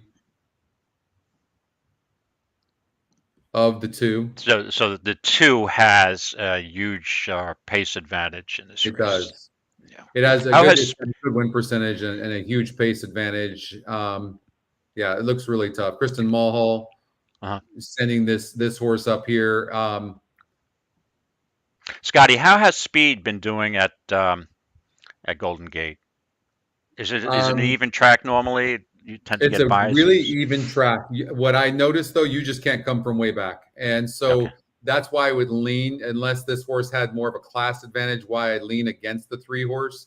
It also has a really low GSR. It's burned money. I think the race is between the 2 and the 4, and so you could probably do this if you're playing a $80. There you go. That would be the ticket that I would recommend. But I like the 2 and 4 at Golden Gate. I tried to beat the 3 horse, low GSR, has no speed.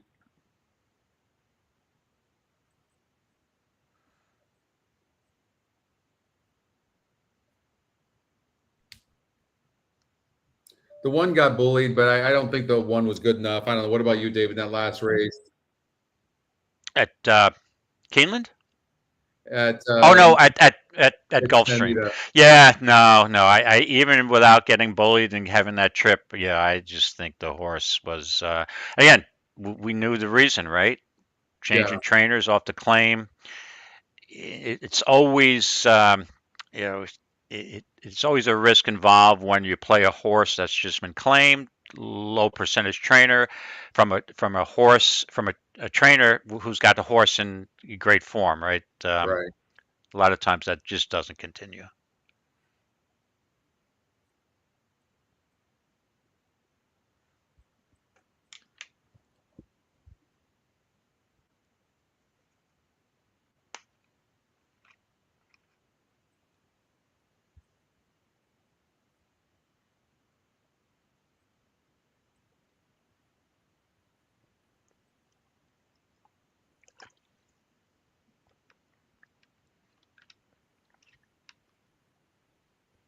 It's pretty fast pace there, David. 23 and 3. 23 and change. Okay. For this group of horses is pretty fast. 4 horse is that. I mean, right now, if I could put $1,000 on the 4, I would do it in 2 seconds. So you've got the 4, you got to feel really good. 3 seems to have a lot of horse, but I would right now put my money big on the 4. The 3's burned a lot of money, just too much for my liking. But they're slowing up, and the 3 really got the setup. But I still think this is about the 4 horse. They're really going wide. Yeah, the 4 it looks good.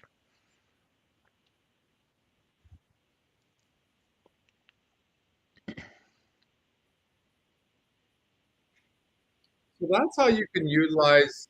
So it's going to come in 4-3-6.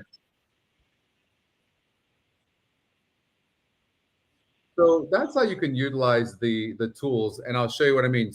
So one time I did a pick 6, literally. So I was playing pick 6s big back in the day when there were $2 denominations, and we talked about this at dinner when I was talking to you about it.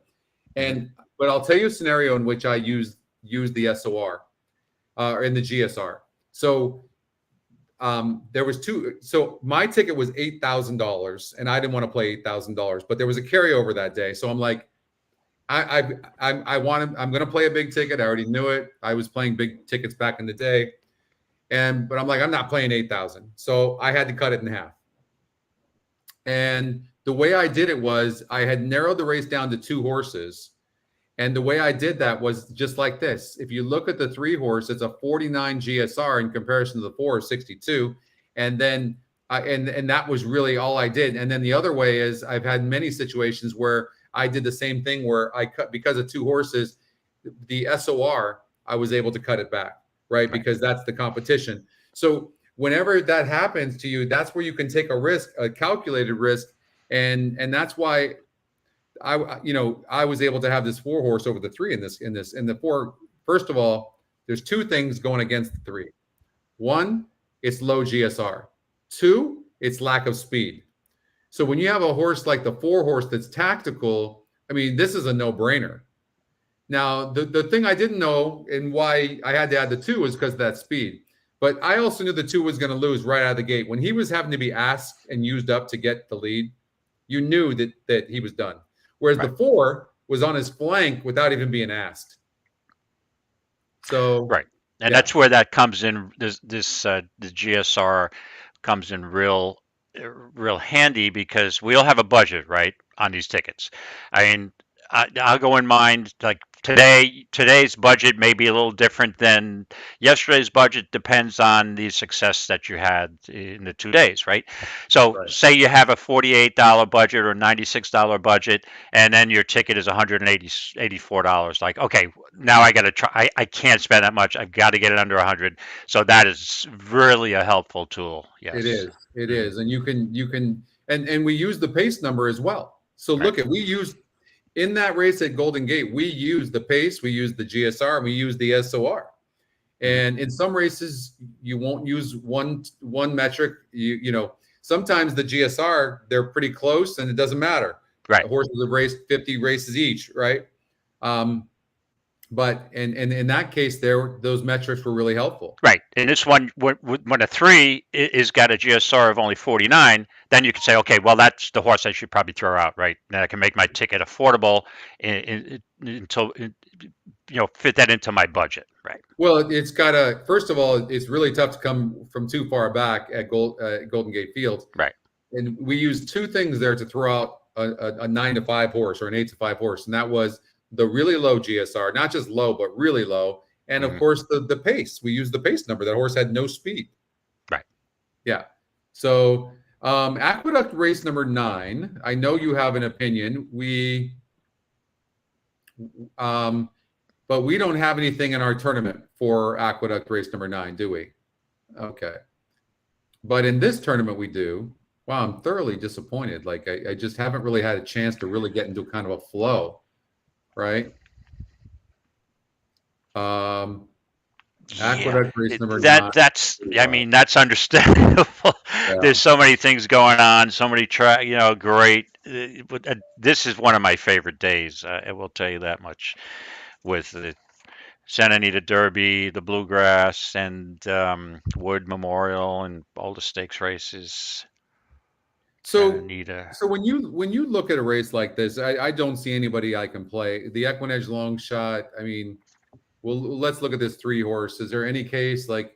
I mean, the system. First of all, there's only 7 horses in the race, and the system has to pick a long shot.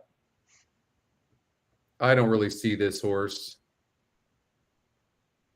Yeah, this is a race, Scotty, that I went through. I didn't really have a solid opinion. Yeah, I mean,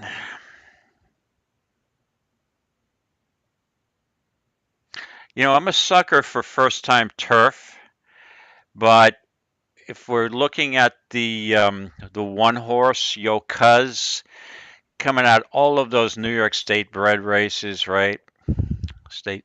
Stakes races, right? Off a layoff, improved in his second start. I mean, I think Mott's probably just reaching for something here. The horse has gone off form, and I don't see any turf workouts. And I think this is like a Hail Mary. Like, hey, I think so too. I mean, the one thing this horse has going for it is the pace. I mean, it does have that, and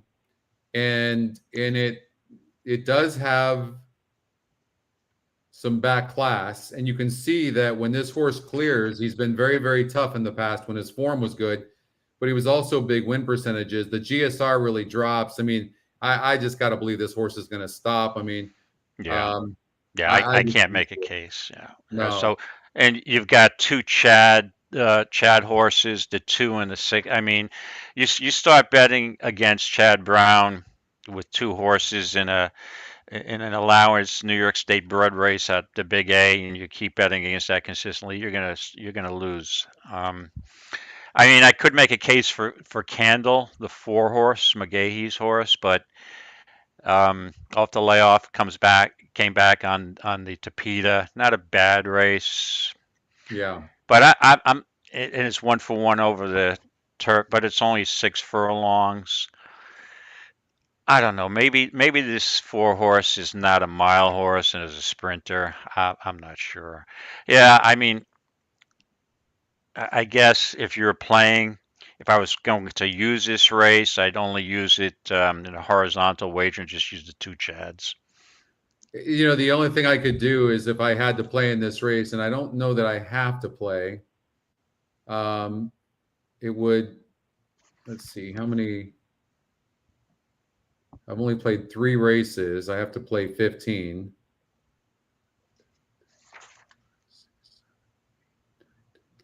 So, okay, I can miss 4 races. So, I mean, I can't play that race. Right, right. And the way I'm looking at it, I may just use the 2 Chads and a double with somebody who I really like in the 10th at the Big A. Okay. Well, we're gonna talk about that. So David has a horse he really likes in the next race at the Big A. I have, let's see, so I'll tell you who I used here in the Bluegrass. I used and went away from the 2 favorites.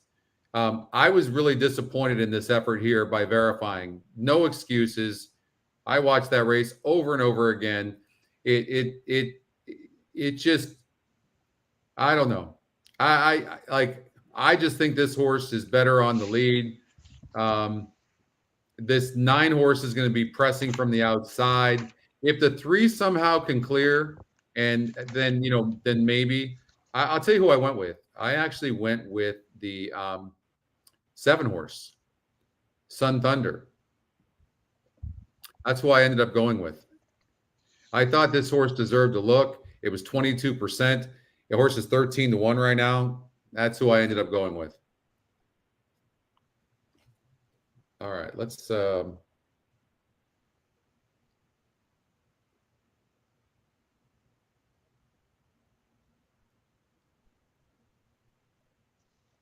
if we can get on some sort of run. Yeah, that the Bluegrass, I agree. You know, but verifying's last race was on a sloppy track, right? Yeah, so it was. I saw and that. But also it raced on a sloppy track before, though. against in the Champagne and got caught by Blazing Sevens. So Yeah. maybe the 3 doesn't. You know, you can throw those slop or off tracks off, but you know, I'm looking at Blazing Sevens, the 8 horse. Yeah, it's what, 5-1. But let's watch this race here. Yep. The 1 horse gets to the lead, which we're not surprised about. Has a big pace number. That's his only shot of winning. Getting Brave has really very low turf rating if you look at the GSR. But anytime a horse has this kind of pace advantage, its SOR isn't bad, so it's flying.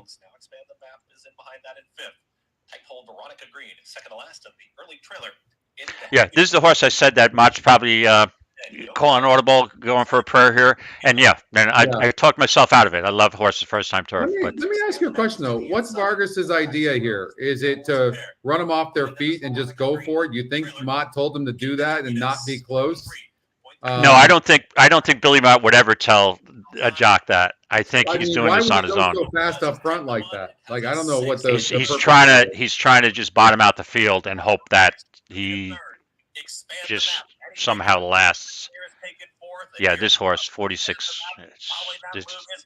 Unless this horse is just going to love the turf. Look at this. Candle is in full pursuit here in the center of the course. Expand the meltdown by the 1 right now. Yeah, that was expected. And the 6 horse, Veronica Green, is going to win the race. It's Veronica Green and Jose Ortiz. We could have just used the numbers and played those. Veronica Green is drawing away. Veronica 6-2. Green will get the score. Veronica Green over. 6-5. All right. over. I'm alive in the doubles, right? I use the two, and again, you know my style. I'm not a favorite player, chalky player, but Yeah. sometimes, like I had explained to other horse players, that you go to a restaurant, right, and they have a different menu, and you don't really love anything on the menu, but you're kind of forced to select something that's kind of against your style. Right. Is there anybody I can play here in this Players Championship? Who can I play? They're going 10 furlongs. Velasquez is off the 6 horse. Like, he was obviously the Phil D'Amato, maybe I don't take him off. I don't know. Puts Rispoli aboard. Maybe, Rispoli ran good in the grade 3 race. I've always tried to beat this horse. I feel like this horse has just burned too much money. Now, which horse is this? I'm sorry, Master of Foxhounds. Yeah. But this horse, I don't remember seeing this horse with such a pace advantage either. Correct. Yeah, I was at Santa Anita when this horse got beat last April. But, to me, as we discussed earlier, I think this race, this is a real bang up. I mean, you're going to have 3 or 4 horses coming down the stretch, each with a chance to win, in my opinion. And I think I'm all over the 2 here. I'm going to make a nice win wager on the 2, getting the odds that I want. Let me put that in. That's who I'm using, the 2. 267. I mean, I don't know what to do here because I've got to play. I got to start playing in this tournament. I can't. And the 4 horse looks way outclassed. I don't see that.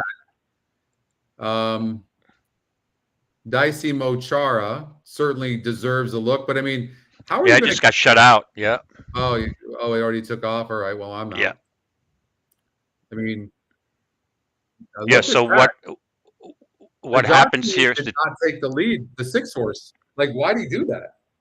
Yeah. So now I love where I love the spot that I'm in now. Wow. 25. That's because I got shut out, Scotty. Yeah. 50 and 3. Like, I'm shocked. Yeah. Sometimes you can't predict what these jocks are going to do. Master of Foxhounds goes off at 5-2. I'm a little bit surprised by that, and I know that the 7 horse is taking a lot of action. There goes the 4 making an early move in between horses. But 115 and 1. 2 looks done. I mean, 2's being asked. The favorite, the 7 horse, is all out. Okay, 2's coming back right now. 2's coming back. There's going to be a 2-horse battle to the wire. It looks like it. The 6. Here comes the 6. Comes the 6. 6 just runs weird. Look at this 6. Oh! Oh, shoot.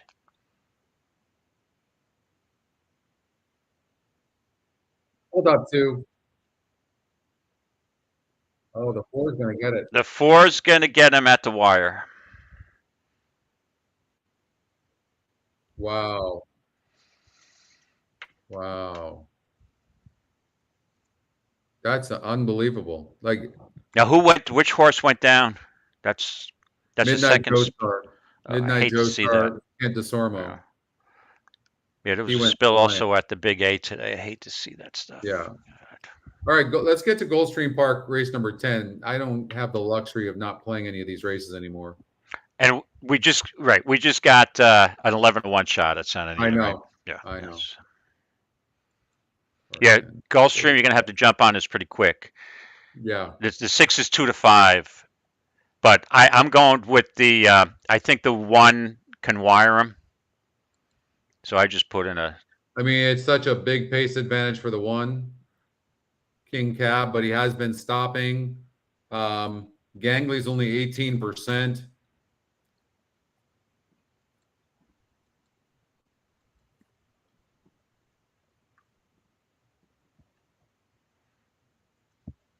Yeah, I'm taking a chance here, Scotty. That the 1's just gonna wire this field. I'm gonna take a chance on the 5 horse.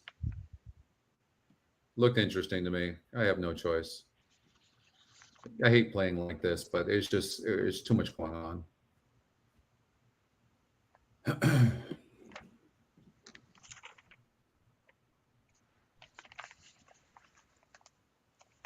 Keeneland 9 is coming up.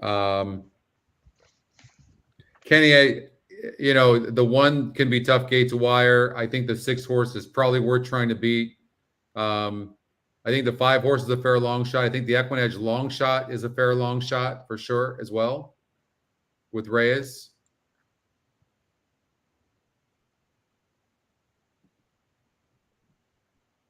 I'm going to take a chance with the 5. Something about it I like a little bit. Yep. Yeah. And also the 1 is just taking a load of money. Yeah. I mean, understandable. Yeah, it figured definitely going to be the clear second choice. Mike McCarthy having a really good day, isn't he? Look at that. He just won. Yeah. He just won on that 4 horse over at Santa Anita. At Keeneland 11-1. 9 coming up. I'm on the 7 horse Sun Thunder. Oldie doesn't think the horse has a chance. Maybe there's not enough speed. I don't know. Major Blue is pretty fast. I would imagine David Cabrera is sending this horse for Wayne Lucas because that's their only chance of winning. So verifying will have to stay closer to the pace, most likely. Hopefully, Santana will try to.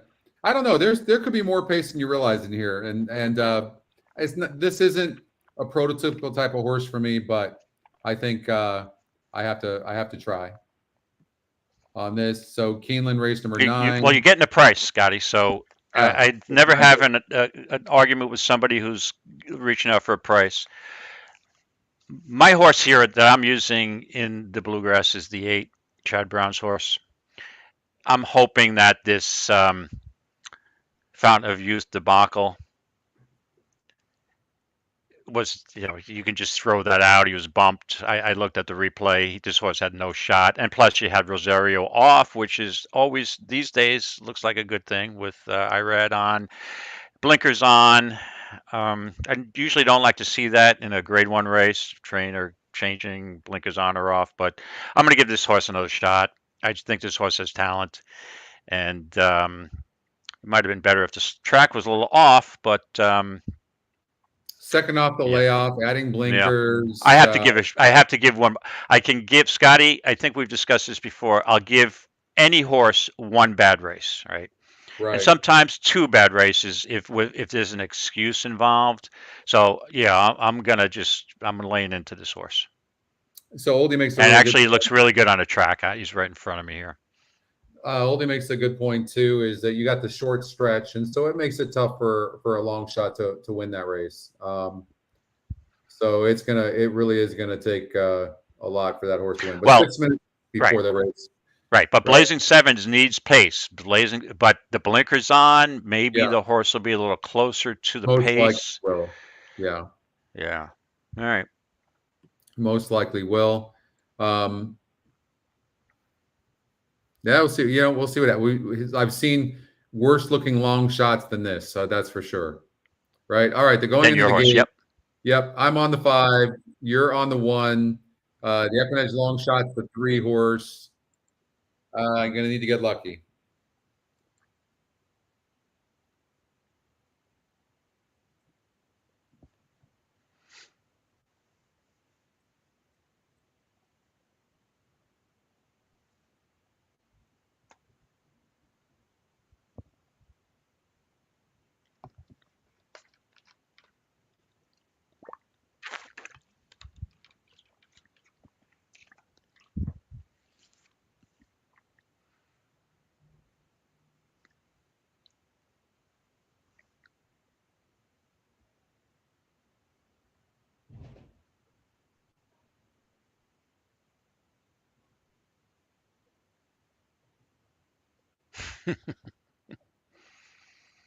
One got off poorly, to say the least. I don't think that horse could win if it's not on the lead. Oh, no, he's all messed up. So he's having a rough trip at the rail.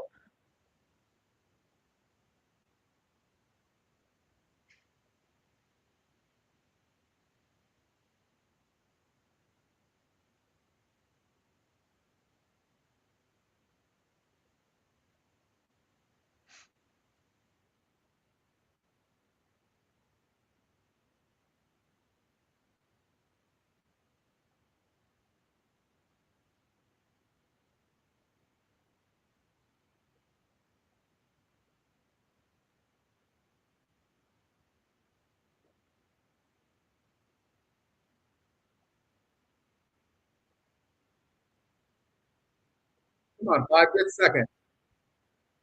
Come on, 5 get second. Went against the EquinEdge long shot. 5 ran good. 5 ran pretty decent. Yep, and Yep. that's what happens. You play a horse that you think is going to have the lead, gets a bad trip, is all over the track. His horse didn't look comfortable from the get-go, and that's why they call it gambling, right? That's exactly right. Right. Still have 10 plays to make and 7 on this ticket. And this. Well, you're definitely making a play on the bluegrass, I would assume. Yeah, I'm making a play on the 7 horse. Yeah. I mean, there's the price. That's a contest horse. You got the right price, 13-1. Yeah, I was in 11th place. I had such high hopes, but it just, there's been a lot of long shots today. There have been. Mm-hmm. What is in the leaderboard here? Now, is that race the Carter part of the races included in that? The doppelganger, the Carter where doppelganger, the 7 horse one? I believe so. Yeah. I mean, look at the leader right now has got 207 points. I guarantee you, he's just been absolutely hammering long shots. Let's see. Mm-hmm. I mean,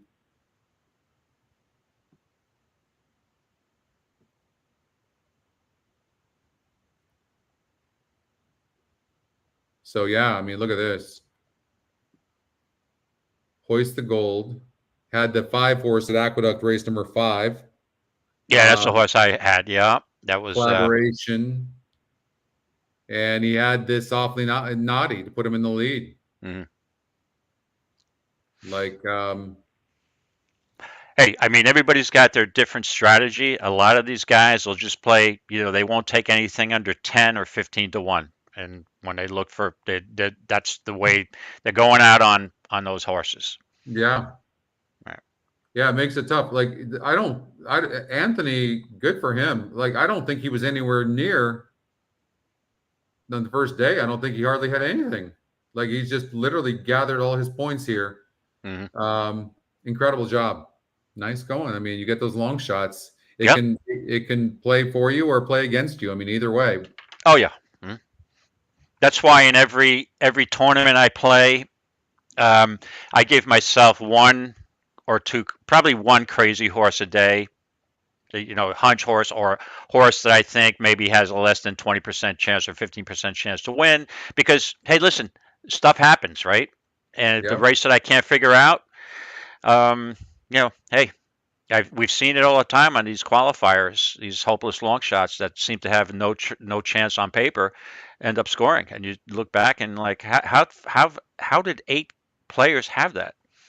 Exactly. Right. I mean, sometimes it's just I know guys who say, "Hey, I just play numbers. I play the 8 horse or 6 horse." Or I'm like, "Hey, you qualified, so you're here." I mean, by the way, Ken McPeak has 2 horses. He won yesterday with that long shot, the EquinEdge long shot, mm-hmm. and they're at the gate right now. But how good is Mendelssohn's March? Do we have any idea, or do you have any kind of feeling for that? Because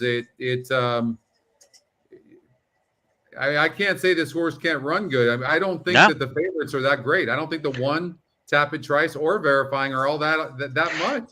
No. And Kenny McPeak, I mean, he races his horse into shape, right? I mean, this is a horse that could easily be competitive here and possibly. I think so too. Oh yeah. No, I looked at him. I looked at McPeak's horses. All right, let's see what happens here. Here's the bluegrass. All right, good luck. Bluegrass. Yeah, good luck, everybody. I think the 8's going to run a big race. Good luck with your 7. I think got a shot. Yeah, he's going to have to come from last. Got to be Tap It Trice. Let's see.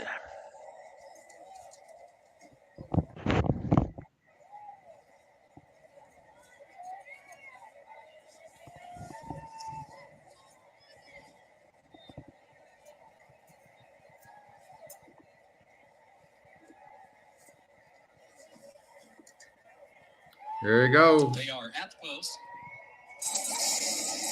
And they're off in the Toyota Bluegrass Stakes. There goes Clear the Air, verifying. Major Blue has early speed as well as they head for the first turn. Clear the Air has the early lead, though. Verifying goes second. Major Blue comes away running in the third position. Classic Car Wash comes out running in the fourth spot. Mendelssohn's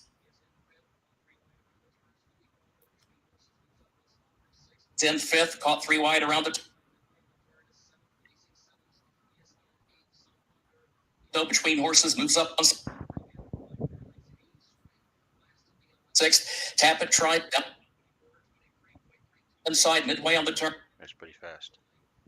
Very fast. Sevens is The 8's following the 1. Is in ninth. Raise Kane is 10th, and a gap of 5 more lengths. Hayes Strike, last of the 11.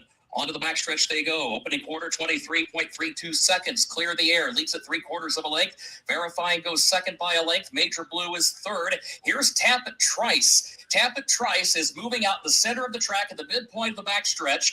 Has Mendelssohn's March right there to his inside. They stack up outside of Major Blue. Classic Car Wash down toward the rail behind them.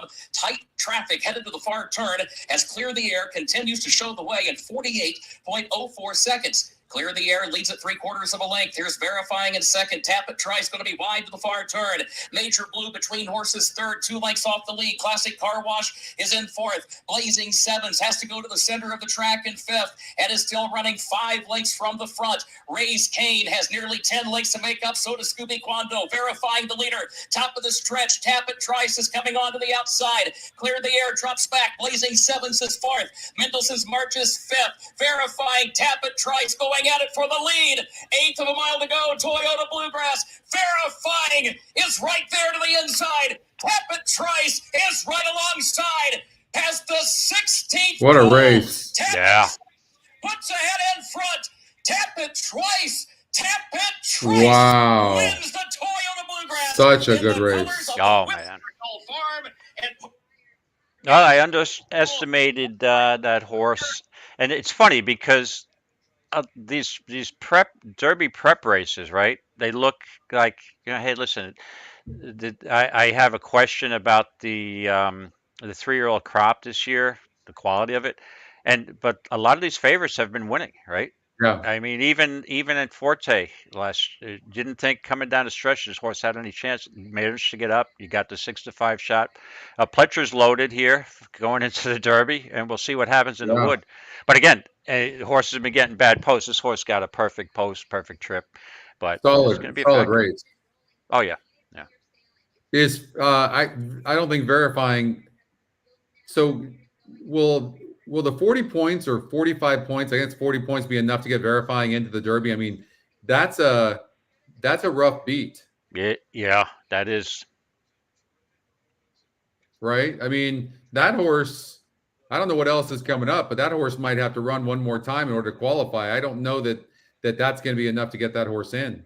That would Yeah. really stink, because that horse, after that effort, honestly, that horse deserves to get in. That horse belongs. Yeah. I mean, that was a really, really good effort. I mean, that's wow, that's heartbreaking. Now, I don't know, was the Tampa Bay Derby Grade 3, were there points for that, for Tap It Trice? Oh, Right. absolutely. Yeah. I haven't All looked right. at the board, but So Tap It Trice probably didn't even need to get that win, honestly. yeah, correct. But Verifying might have needed it. I don't know. It's interesting. All right. So while we do this, so let's look at, we did a good job looking at Golden Gate Fields, race number 1. As in fact, we only used the 2 and the 4 and the pick 5. Let's see what we had done, David. Okay. So Oldie said that Tap It Trice had 50 points already. So yeah, that hurts.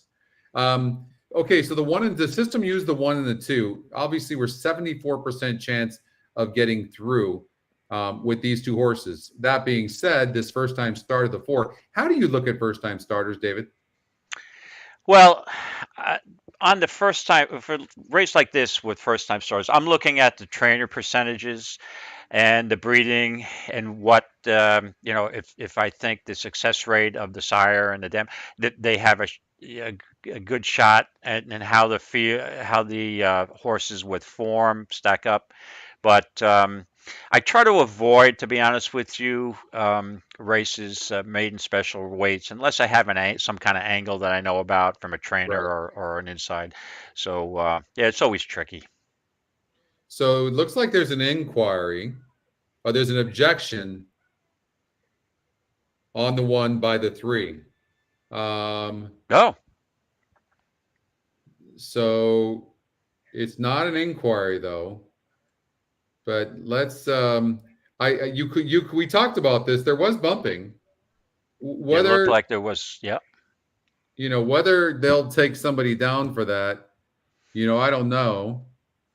But let's take a look. When we see the head on, we'll be able to tell. But yeah, I don't think it's pretty likely if this wasn't a stewards that they're going to take a winner of a grade 1 race, Triple Crown prep race. No, right? 2 horses Based really on it. fighting. Unless If it's so blatant.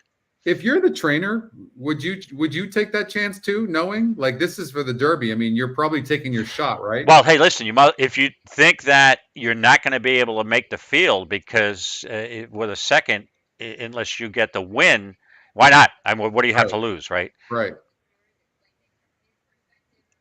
Well, here comes the head on here I'm looking at. Are they showing it? Yeah, they're showing it here on my TVG feed.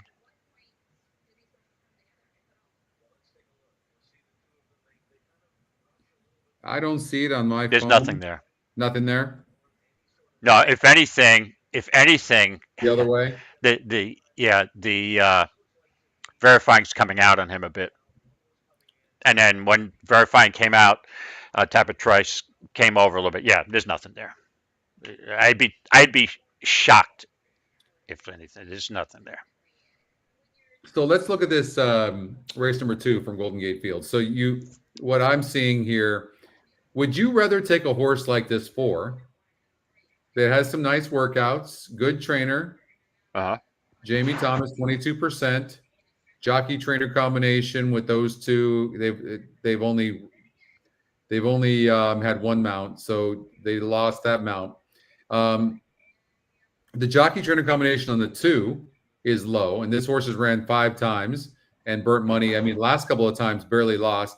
Now it stretches out. The GSR does go up, and on this horse, so the 1 and the 2 have faced each other the last 2 races, and they've been right there against each other. You would think the 2 has the advantage over the 1.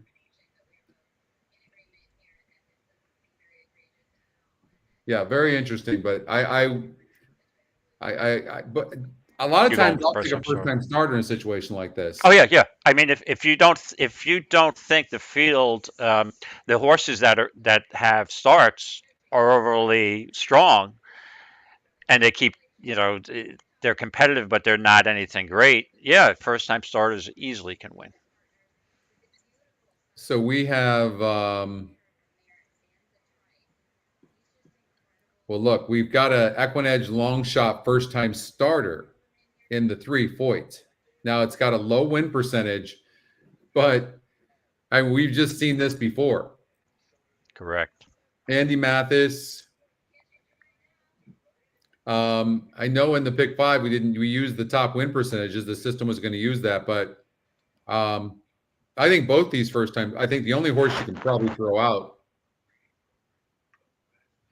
And I mean, yeah, you could throw. I mean, I don't get why they're putting this horse in this race. So you could throw out the 5, but trying to figure out the best way to bet this. I mean, the 1 horse has speed, big speed.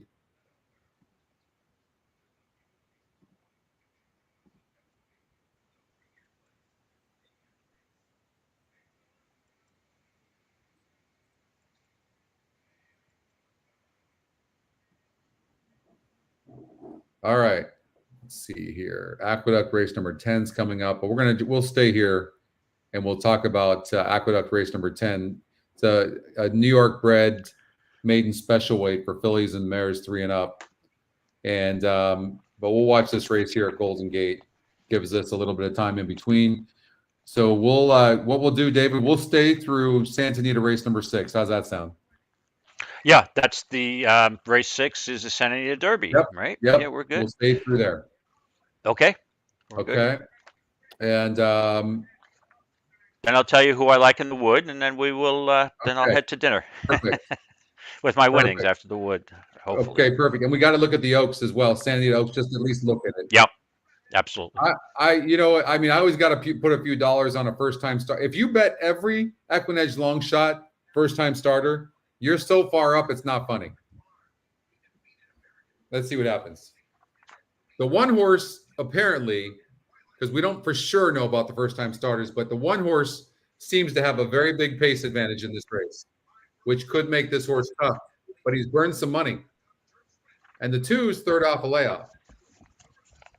So, and then you have 2 first-time starters in the 3 and the 4. So let's see what happens. Interesting race.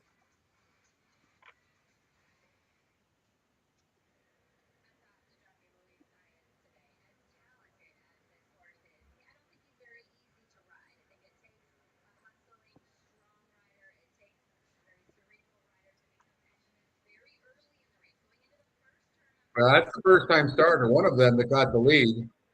Here's the other first-time starter, the EquinEdge long shot.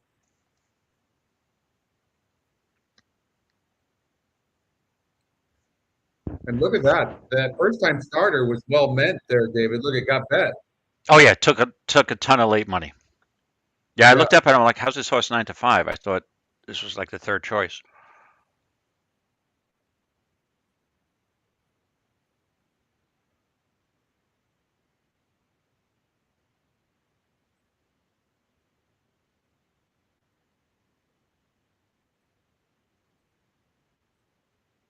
I mean, it's exactly what we thought. I mean, I didn't think the 4 was going to go off as a favorite, but I don't think the 1's ever catching the 4. They can go around again. I don't think it's going to happen. There 2 might get him.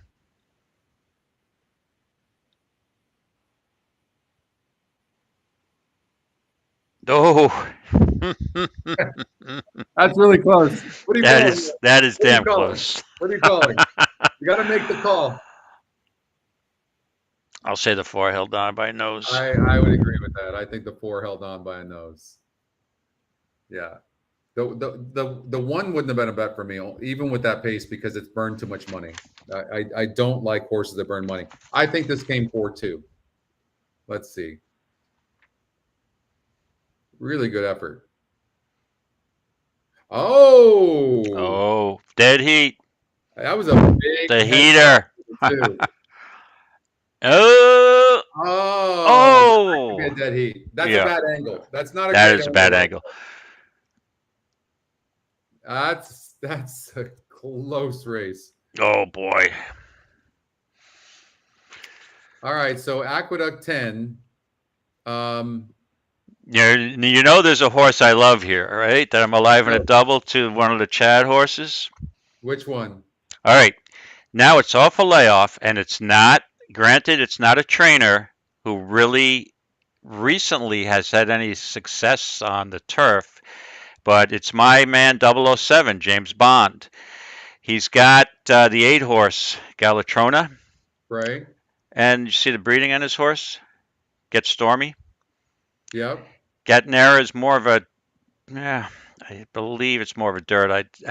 Would have to do a little more research, but off a layoff, Lasix on. Bond usually needs a couple races, but this field is ripe for this horse to post a good race or possibly an upset. I just think when you have a Chad Brown horse there that's 10-1 who hasn't really shown a lot in his only turf race, I just think this is a great spot for this horse. And the other horse I'd use is the 1 horse. 2 excuses. Admire My Crown. Ray Handel is hot. He had a winner today. His barn is on fire, and this horse is bred for turf. Like I said, 2 excuses and trainer change. So I'm keying the 8, but I'm also using the 1. So I'm looking for prices in that race. So the 1 is the EquinEdge long shot. It's got the third top GSR. You're absolutely right. I mean, if you look at the tabs, you can see that it's turf, right? So Yep. Also the 8 horse, it's really turf, Yep. right? Galatrona. Wait. So you can see Yep. that. Got Stormy. And again, it's Bond's normally not known to win. Technically, this is even a second, even though the horse has got, this will be the horse's second start, correct?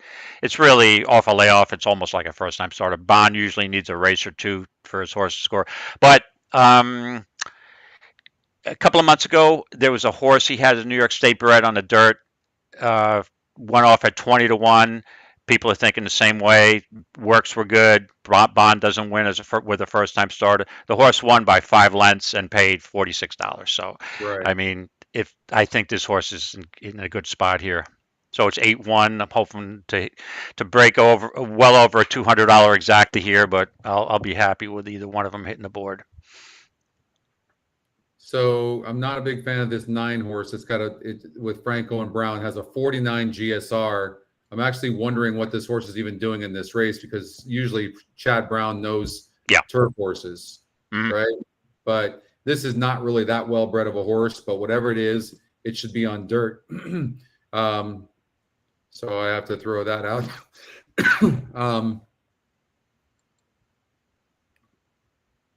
And again, then you have a Clement horse. Clement's, how dangerous he is, putting any New York bred on turf. That's the horse even without breeding. I mean, I believe that's the horse I used in here. No, I did use the 1. I used the 1 at Admire My Crown, and I used the 5 horse, Strictly Taboo. So we're on the same page. Maybe a 158 exacta box. Where does the 11 figure in here? I mean, it's fast. It's been off a layoff. First time turf. First time turf, and it's no problem with turf. The turf breeding's just fine. Where's the 11 fit? Abreu, Pennington. Yeah, good fit. I'm not enthralled with the postway out there on the outside.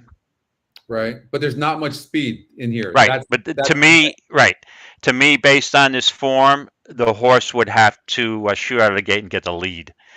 Right, that's fair. If it doesn't get the lead, it's going to have to, try to get over into the pack, and this horse would have to gun. Right. So, and again, that's one of the downfalls with the 8. The 8 doesn't look to have a lot of speed or much speed at all on paper, but I like the first time Lasix. Maybe this horse. And again, I'm sorry. I was just going to say, I don't think we know who's getting the lead here. Honestly, there's no pace in this race. And so this is kind of a jockey's race. So one of these jockeys decides to be really aggressive. You know who it would be? For me, it'd probably be Paco Lopez. He's super aggressive. Hold on a second. You think Paco Lopez will have the lead? I'm only kidding. Yeah, absolutely. He does some interesting stuff on the track. I'll tell you that much. He does. But But he went, by the way. Yeah, it's but I prefer him with front runners. Oh, absolutely. Is this horse on the cutback? I mean, when you look at this, I mean, the breeding's okay on this horse. It's not a standout by any stretch. Yeah. Let's see here. I don't know. Is this horse fast enough? What's the pace rating on here? He's got the number 1. See, there's no speed at all. Period. Like, by the way, we got this race here, and then we've got Gulfstream Park race number 11, and then Santa Anita. I'm trying to figure out what am I playing here? Like, I need to play.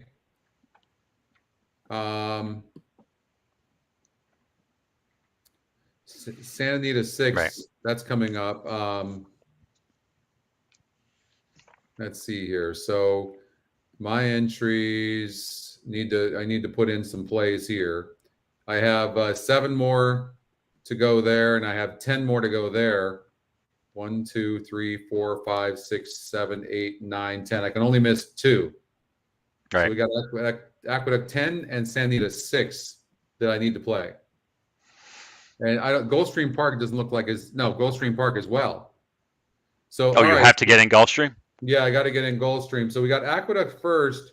Who am I going with at Aqueduct? Am I going with? I have to go with the long shot. So, I think I'm going to go with the. I think I'm going to go with the 1. Right. Yeah, I think I'm going to go with the 1. That makes sense. Yeah. Yeah, I went with the 8 and also the 1 back up and use an exacta. Gulfstream. Let me take a look at Gulfstream. Oh, we've got, okay, the 10th is coming up at, Aqueduct. Just don't want to lose a race. I got shut out before. Luckily, when my Dicey Mochera had the lead, I'm like, wow, that's of course in 25 and 50. And I'm like, I got shut out. And luckily he got caught. So Gulfstream Park 11. What's the play there? Gulfstream Park 11. I did have some marks on my form. Let me pull up the EquinEdge too. So when I look at first of all, when I look at the EquinEdge morning line, it's 7-2 on the 4. And it's the EquinEdge long shot as well. And on the 4, it's got the second top GSR. How about this 8-horse imposter syndrome? Let me take a look. I mean, it's burned some money. It looks like it needs the lead for its best. 9-horse Interstellar is not bad. This horse could improve. They're going in the gate over at Aqueduct.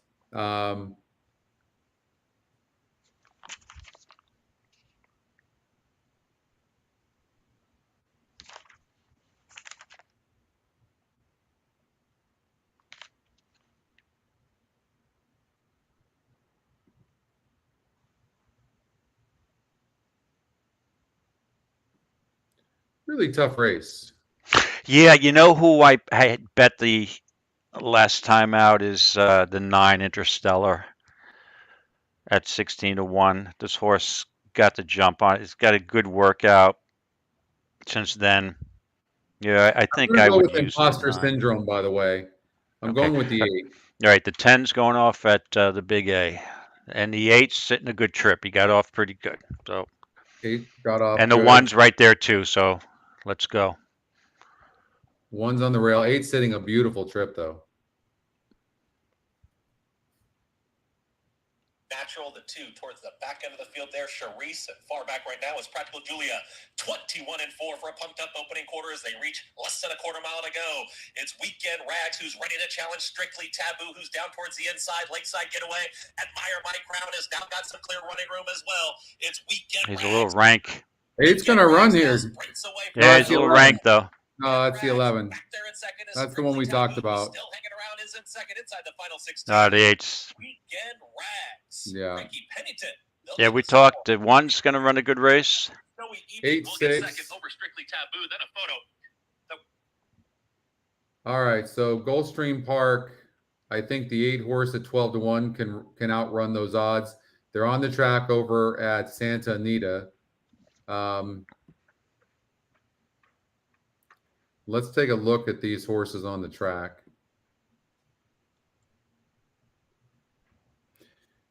So this is the Santa Anita Derby here. This is Santa Anita Derby, so yep. That's the Japanese horse right there.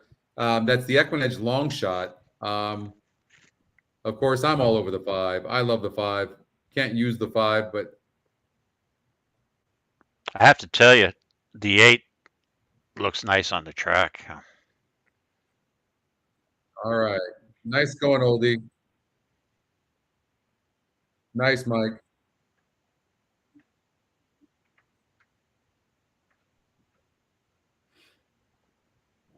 $25-1 on the 1. There's the 2, Dazzle Me Silver. Kent Desormeaux was the one that fell off the jockey or fell off the horse in that last race. Yeah, he's right back on. Wow, good for him. There's one in Vermilion, Hector Barrios, and for Eric Kruljack. Not much of a look at 40 to 1. This is the horse I just think is a beast. I think you're going to see this horse in the Kentucky Derby. I really was impressed with this horse. Ramon Vasquez aboard for Tim Yakteen. I know the 6 is getting bet, but I don't think the 6 is, I don't think even near this quality.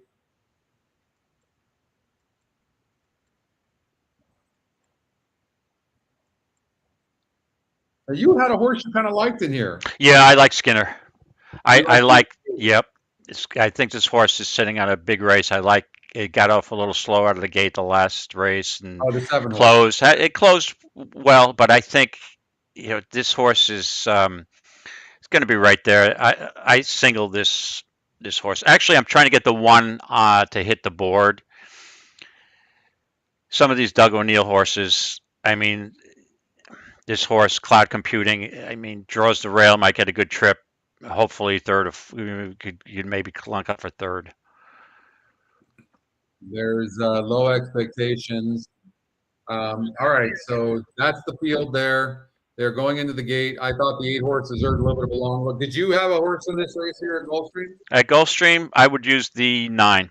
9. Okay. Mm-hmm. Don't love it, but I'm using the 9. All right. Wide open race.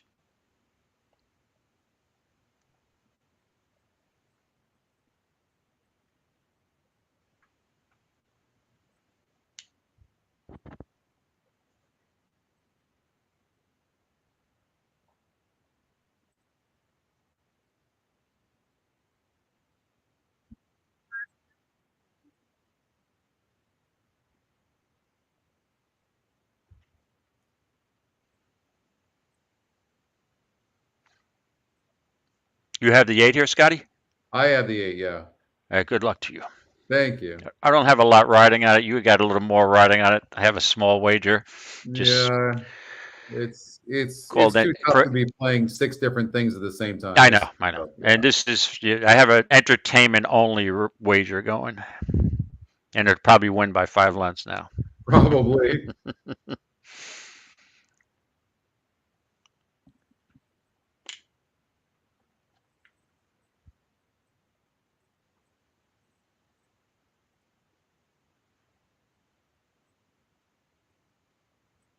Oh, George Weaver's horse got the lead. Always dangerous.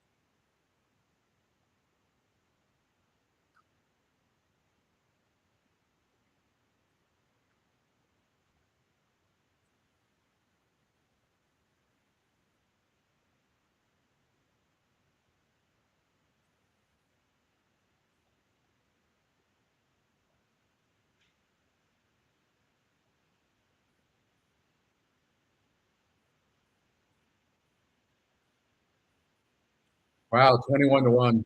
Yeah, I have to tell you, George Weaver, first time starter on a turf, always dangerous. That's one horse I had at the NHC last year when I won. George Weaver, first time turf, first time starter, but the horse was not taking any money. No, sure wasn't. And now in your contest, you're going to have people who just reach out for long shots who are going to have that, right? For sure. And I'm sure in the qualifier. No, this race wasn't in the qualifier, right? At the NHC qualifier. No. I think I'm probably too far out anyway. So we have at Santa Anita here, race number 6. All right, this is the Santa Anita Derby. Yeah, I mean, I can't, obviously, I have to take the longest shot I can. Take Doug O'Neill's horse and hope that something weird happens. Exactly. That's what I'm going to do. So we'll do that. Okay, and then we've got Aqueduct. You got the Wood coming up the Wood coming up. after this. Yeah, let's see how many Okay, minutes to let's post see we here. have. How many minutes So- to post? Oh, we got plenty of time. It's looks like it's post time's not till 6:16, so you got time to. But I like the horse that I'm trying to use. The two horses I have in future wagers on the Derby, and they're both running today, is Hit Show and Skinner. Now Hit Show drew the 13 post, so I think I'm going against them. There's a horse there. I think there's two horses that We're talking about look like Aqueduct or Keeneland right now? at Aqueduct in the Wood. In the If you're Wood. looking for a long shot, Shadow Dragon, the 2-horse, or Lord Miles, I think, can Which hit the race board. is it at Aqueduct? Let's see That here. would be the 10th. I'm sorry, the 11th. The 11th. Oh, okay. Okay. Right. So We got Hit time. Show- okay. I love Arctic Arrogance You because do. they faced. I like Hit Show for second. You can see 7-13. Yeah. They faced each other before, and Hit Show won easily, but Arctic Elegance dueled in that race. Arctic Arrogance is not going to duel in this race, and now, so that's a positive. Hit Show has the outside post. That's a negative. So I'm thinking the 7 might be able to pull off going gate to wire here in what? Yeah, I don't see this horse personally as a 1.125 horse. And then you have the 1. What's that? It's got the second top GSR. Okay. The only issue is because it's got to go with the 1. Dreamlike. The 1 is not as fast as the 7. They put the only issue is they put blinkers on, and from the rail. Don't think it's as fast. I hope Okay. they don't. Okay, You're right, that's though, for but you sure. know the angle. Absolutely. You put blinkers on, you're usually going to show more speed. Blinkers But I on, don't- rail. I don't think Yeah. that's why they did this, though. I don't know why Okay. because you have 2 second place finishes. It's a maiden. I think you're trying to have the horse get focused, is what you're doing in this case. The horse has been right there on the pace, right? So I don't Yeah. think you're trying to increase speed here. I don't think. Yeah, not increase. Well, let's watch this. Maybe. Here we go. Here's the Yep, rundown. yep. Here we go. Enjoy the Santa Anita Derby, folks. Should be a good race.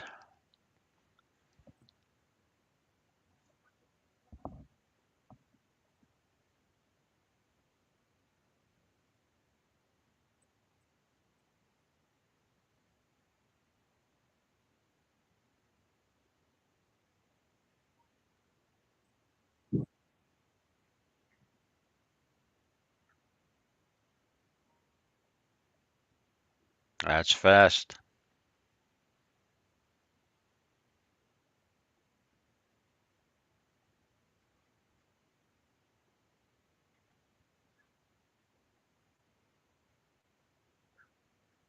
That's pretty fast, David. That's fast. Unless they slow the next half down, the next quarter down. Look at the stride of the 5. I Mhm. mean, this horse is an absolute beast. He's. I don't think I would throw around. Like, none's done. National Treasure seems to have. Here horse. comes Skinner. Yep. Here comes Skinner.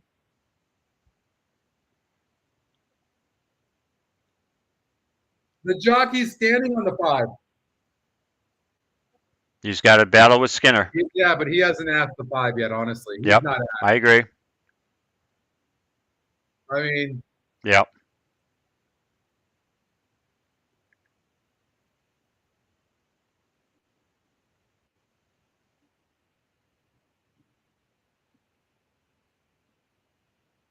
wow, this 5 is not going to win this race. The 8. Wow. What fine. Yep. Wow. Holy hell! Yeah. A great run by your 7, David. Wow. Yeah. I don't know how strong that race was, honestly. Yeah. I mean, I needed to see the 5 horse pull away. I needed Yeah. to see that, I agree. And the thing is, too, when you saw it, the jockey stand, he looked like he had a ton of horse coming down the stretch. I mean, it looked like the 7 Skinner. I mean, he hung a little bit. I mean, is he really going to be a 1.25 mile horse? So now I have my doubts. I like to see him finish a little better. That was a hell of a race, though. I mean, it was so Oh, good. yeah. By the way, Squirrel Creek, I was so impressed with him, with his race. You know, he's got the lead. I just think, I would imagine this horse is going to pull away, win pretty easily. It's at Keeneland. Yeah, race number 10.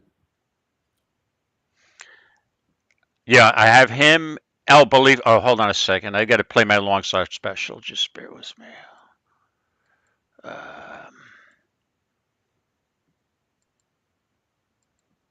It's 1-8 for me in that race.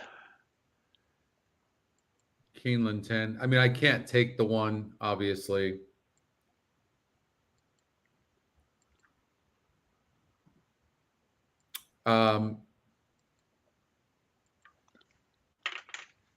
Who can I take that's kind of got odds? Let me just take a quick look. I had the 8 circled. That might be just because I'm a John Turnover fan, but let me see what I made on this. I have notes here. Like I said, there's so many things going on, so many notes. I was pretty impressed with the 1's race.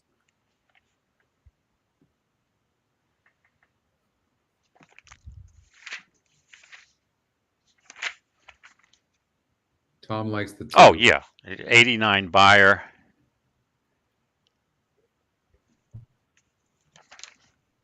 Oh, yeah. I like the 8 a little bit on the cutback. I'm using a 1-8. Trying to get Turnover's horse to hit the board. Good luck.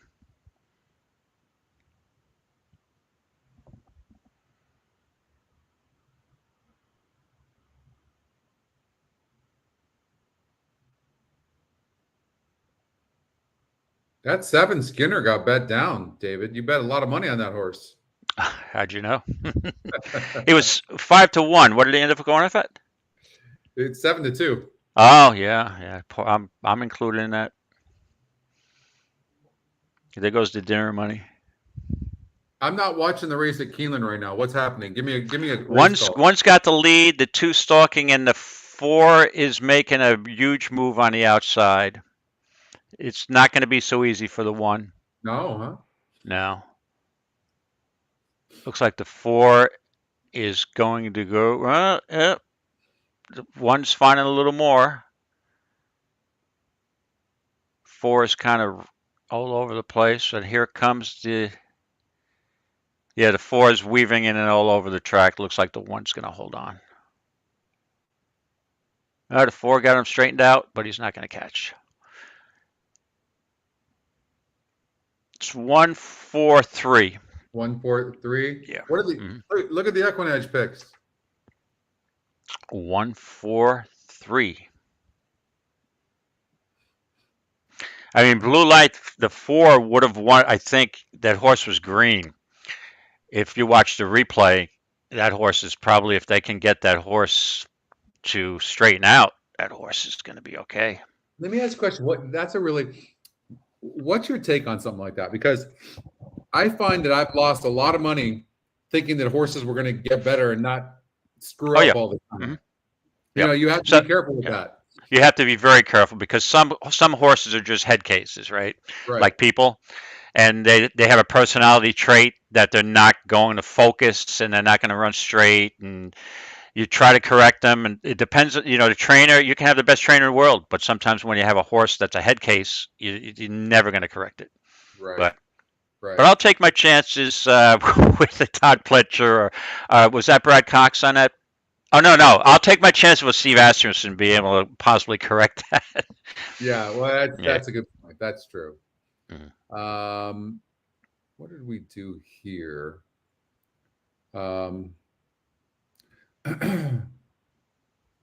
I tried the 3 horse at Keeneland.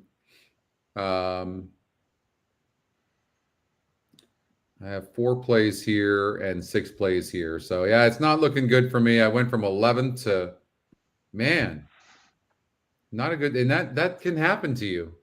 I had such high expectations going into today. Oh yeah. You know, so many times you're so confident in your picks, and I have to tell you, just it just happens this way. But I had such a before I joined the show. Yeah. I had my large scores, so I kind of guaranteed myself a profitable day before I even hit the air here.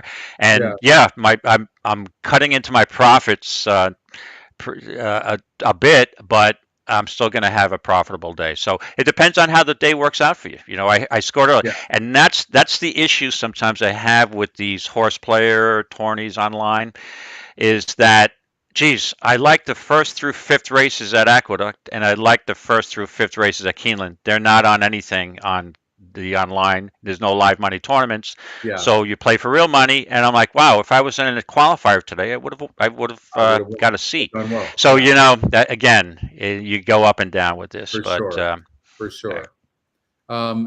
So let's talk about the NHC real quick. Sure. And then we'll talk about the Wood Memorial. So I've qualified 4 times. My best finish, I think, was like 66th or something like that. I've struggled with the win in place format. You know, you get 18 plays in a day. Usually, what, I think 8 are mandatory. You've got 8 mandatory, 10 optionals each day. Okay. Correct. And do you have a focus going on? So you have all the races between usually 6 tracks. So you could have 60 races in a day to choose from. Do you go over all 60 of those races the day before? How does that work for you? Yeah, what I've done, I tried something new the year that I won. I don't think I was organized enough the first 3 years. So the year that I won, I decided I'm going to be more organized. I got my legal pad out. I went through all the races the night before, and I classified them like you'd play a pick 6 wager, right? As either an A race, B race, C race, or X race.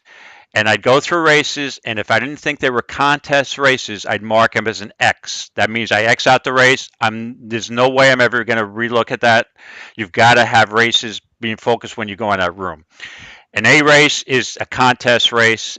I'm definitely playing it. That means that it's either a vulnerable favorite or it's a large field with a chance for value and a price. B race is on the cusp to, is it a contest race or not? Most likely it is. And don't forget, out of the A's and B's, I haven't seen what the mandatories are yet. So a lot of those A and B's are mandatories. So then I push those off to the side, and then the C race that's not a mandatory will move up to a B or C. So if I X out a race, that means I'm either not comfortable with the race. I'll give you an example. If there's a maiden special weight race at Laurel Park and there's only 2 horses that have a start, and I'm looking, it's an 8-horse field, I'm like, even if it may be a contest race, I don't have a field, exit out. It goes to the back of the pack. So out of those remaining races, I push out the mandatories and then have my optionals to pick. And that worked for me. It didn't work for me this time, you know, in the 2022 as much, but at least I was organized and I had no I had no reservations and no misgivings about anybody I played. It's just the horses were running 4th, 5th, 6th. They just didn't run, you know, to my expectations. So let me ask a question on the mandatories. Do you are you know, when you find out later that on the mandatory races and you have a big favorite that looks really dominant, are you using that favorite? Or are you trying to use an alternate horse? What are you doing in that? On the mandatories, pick the winner. Pick the winner and move on. But I won't pick anything. I'll give you an example. The year that I won on the mandatories, I hit maybe 5 mandatories on horses that were between 2-1 and 7-2. Okay, really? I won't take anything less than it's 8-5, 6, because look at it this way. A lot of people in these mandatories are looking for, you know, 10, 12, 15, 18 to 1 shots. Right. And if you don't win, that horse doesn't get you a place, and a 5 to 2 shot wins, the 5 to 2 shot's picking you up 11 or 12 bucks. You Right. get 4 or 5 of those, and that's 50, 60 bucks on 5 mandatories. Now, granted, I had a couple of mandatories that ran second. That may be 480, 420, but as you build those up, you'll find that if you reach, that's the problem the first couple of years. On the mandatories, I think I was reaching out for long shots when there was like favorites that didn't look like they could lose. I remember this one stakes race at Gulfstream. It was a horse that was 5 to 2. It ended up going 2 to 1. It was 2 minutes for post, and I'm like, this horse is not going to lose. So I've got to play it. And the horse won, paid $6. I got 980. But you look how many other people have the 980, right? And Right. so I don't have any problem playing 2 to 1, 5 to 2, up to 4 to 1 in a mandatory. To me, in the mandatory, pick the winner and move on if you can. Yeah. Now that doesn't preclude a cap horse from scoring in a mandatory. Well, I But was just going to say when Right. that does Then- happen though, yeah. then you're just, unfortunately, it's just not falling your way then, right? Because correct, right? you know what I mean? Because you're still people that are behind in mandatory races are going to try to beat the favorite, but you're Correct. trying to accumulate points. But I don't think you can really afford to be wrong when you're playing in mandatory races and you're taking a favorite to accumulate points and a big long shot wins, right? How you Oh, feel about that?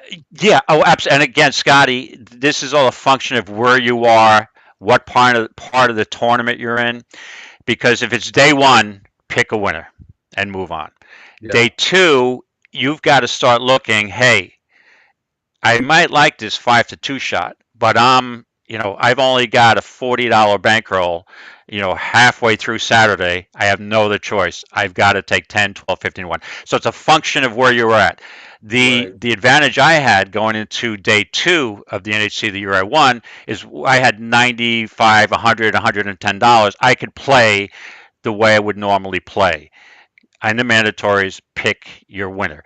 Now, I did place. I selected the right optionals where I could score on my 10, 12, 15, 18 to 1 shots.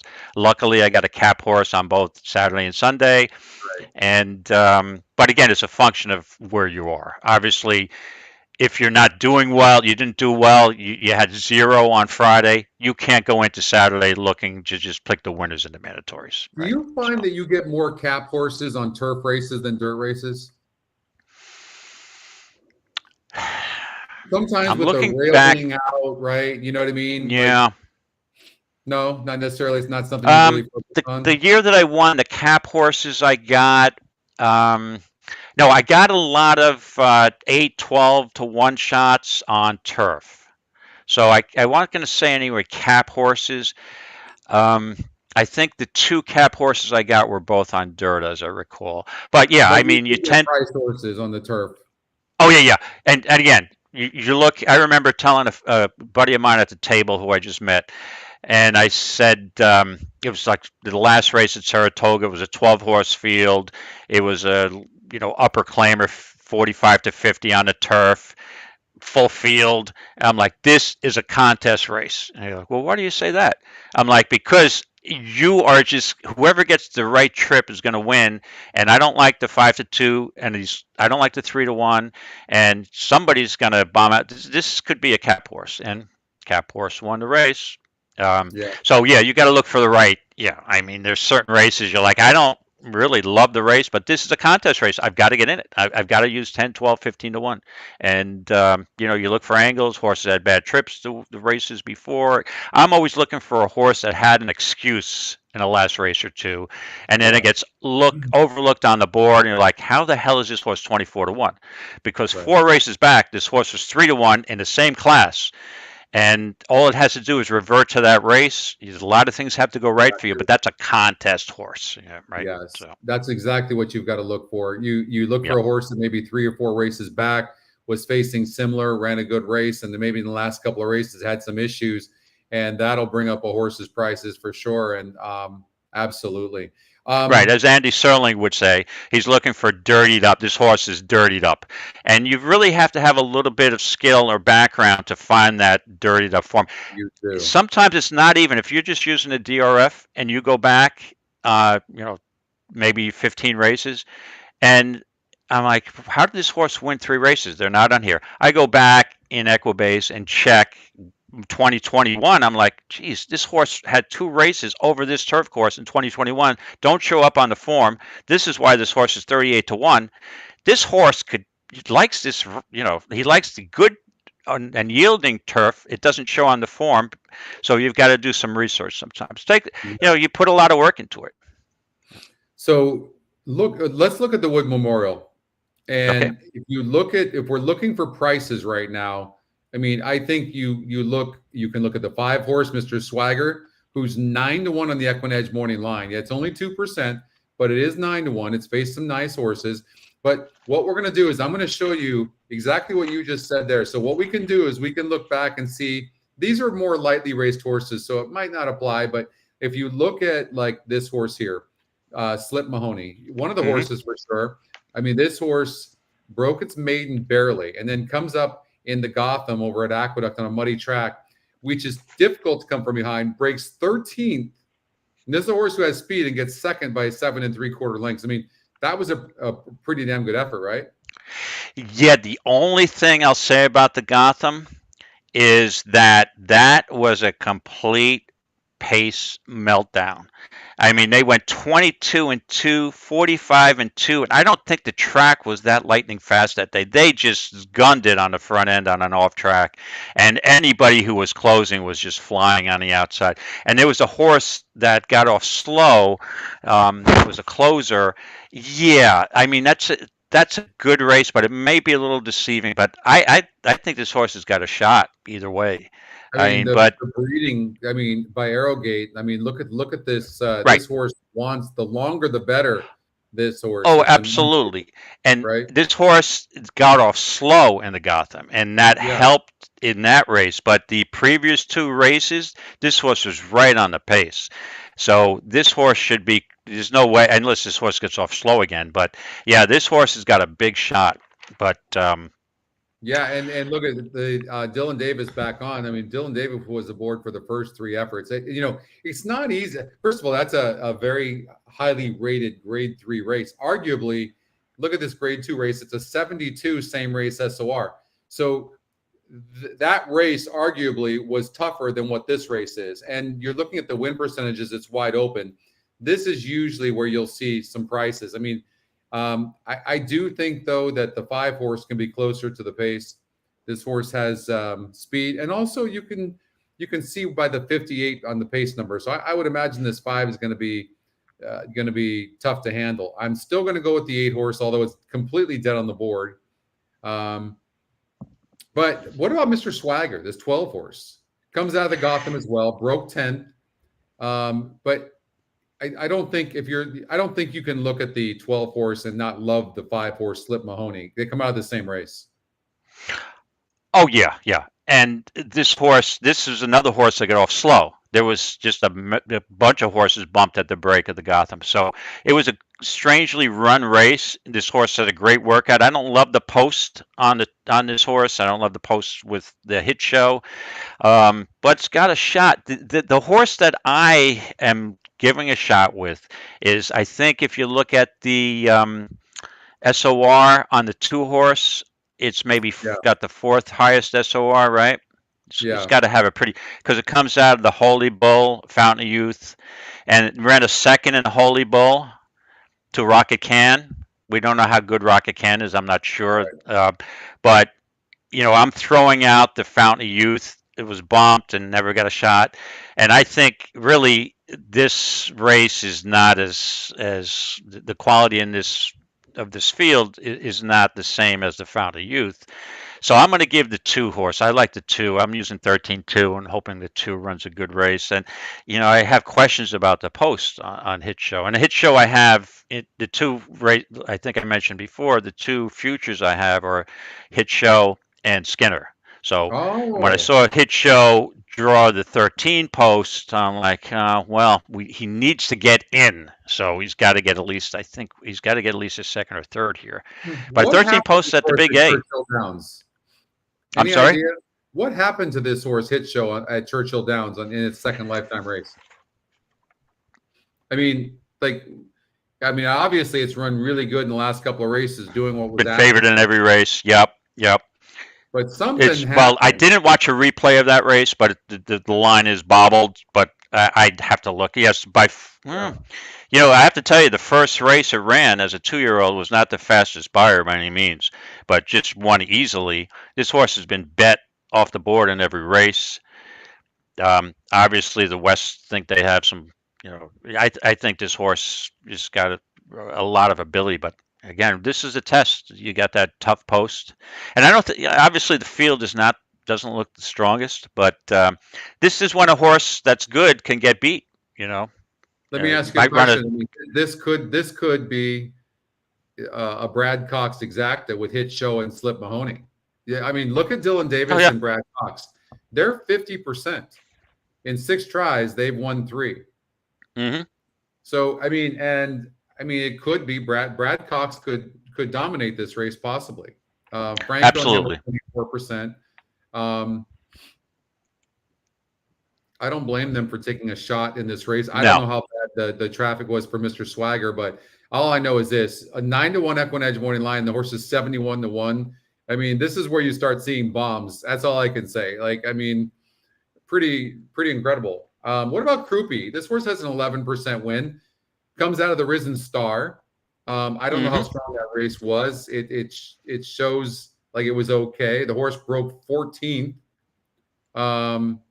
Yep. And lost. It had some prior decent races for Todd Pletcher. Carmouche jumps aboard. He was aboard for that second place effort.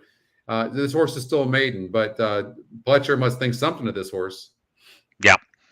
Yeah, there's some horses here that could fire big who have a little bit of hidden form here. So it's going to be an interesting race. I'm just putting in my final plays here. Hold on a second. What are you going to do? Tell us what you're going to do. Okay, I'm using the 1 and 13 over the 2. The 1 and Shadow 13 Dragon. over the 2. All right, that's my exact. Then I'm reversing it, also putting win place show money. Win in place. I don't do show normally. Win in place on the 2, and then backing up with exact is the 2 over the 113. I'm giving a shot that there's another reason. If you look, that Holy Bull race off a layoff ran a good second. Okay, and this horse was not bet whatsoever, 34-1. I like the post at the Big A, the 2 posts. You can save a lot of ground. I think the 1 and the 7 will be battling. This horse might set a nice trip. The only thing is the lack of speed. I'd like to. I mean, it might be beneficial to have blinkers on his horse, but he's going to need a pace up front. But if he can be stalking 5th or 6th or 7th and make a move and save ground, I think he's got a shot. I'm hoping he's got a shot, but I'm looking, as you know, I'm looking for price or value, and I think this horse. I'm still saying on the 7. First of all, they've taken the blinkers off. They tried the blinkers last time out, and the horse didn't finish. And the horse was dueling with another horse. Now the blinkers come off. The horse looks like the pace. You know, I can't imagine the 1's going to go dueling with the 7 up front, and if it doesn't, then that gives the 7 horse an easy lead. I'm going to stick with the 7 horse as we've got 2 minutes to go before the Wood Memorial. I do like, there's a part of me that really likes the 5. I think you could be looking at the EquinEdge picks up here, 5, 7, and 13. It looks like those 3 horses. I think Dreamlike is getting overbet. It's a maiden. So I'm gonna stick with the EquinEdge picks up here in some order or another. But at 7-1, I think I'm obviously rooting for Arctic Arrogance as I have that in the tournament. So hold on a second. So you think that a Pletcher Rapoli horse in Queens is getting overbet? Would you expect anything else? I think probably 75% of that cash is out of Rapoli's pocket, right? Didn't he try to pay off the band? Didn't he pay off the band at the Eclipse Awards so he could get a couple more minutes? Yeah. He was throwing 50s. I could throw dollars, but that wasn't helping. That's right. That's Well, I right. guess I could probably throw 50s after I won, but now I'm back to throwing dollars if I'm paying off a I band. just think 7-1, blinkers off, might be your lone pace. I think it's too much but I really like Slip Mahoney the 5 as well. Let's gonna watch this race. I'll be right back.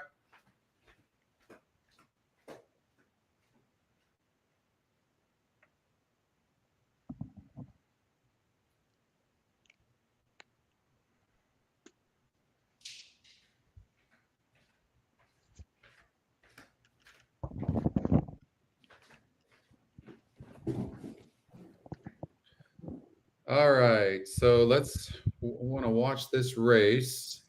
Aqueduct. Here's the Wood Memorial. Wow, this might be the best race of all of them. Yeah, I'm not sure about the quality, but it should be interesting with a field this big. And the Wood's always been one of my favorite races when I grew up on Long Island, right? To me, the Wood was like the first sign of spring. It's like the first time we'd go to the track. I wasn't a winter guy, and it's like, yeah, but things have changed. I mean, we used to go to the Wood. It was 70 degrees and sunny, but it's a little chilly up in the Northeast. So, by the way, too, Mike's asking if Pletcher's ever done anything in this race. I don't think he has he? Yeah, he had Rapoli's horse won in one of the years I was there. Yeah, so he has one. I know he's won 1 year. I'm trying to think of the horse. Quickly, David, real quickly, if we look at the angle there, and we might not get that angle now, but if you look at where that 13 post is from that start, I mean, and the horse has no speed. How is Hit Show supposed to win this race? I mean, right? He's gonna have to angle over and try to get position in the middle of the pack. That's what I would. You can't try to. What's that? He's not Forte. Like I don't see it. I just don't see it. I think you're going to see the 7 get the lead here, Arctic Arrogance, and we'll see what happens with the 1. I think Slip Mahoney is going to win this race now. I just have a feeling the 5 horse, and that's what I think. I think the other Brad Cox horse. But I'm hoping the 7 Arctic Arrogance gets it. We'll see. It's, blinkers are off, has the top speed, beautiful looking horse in Hit Show. No doubt about it. I mean, this is not Forte, though. At least he hasn't proven that. And he's drawn way wide here. Correct. He's a lot of things going against him. That's why I used the 2 also. Right. I mean, Franco's going to have to give this horse a genius ride. Let's see what happens.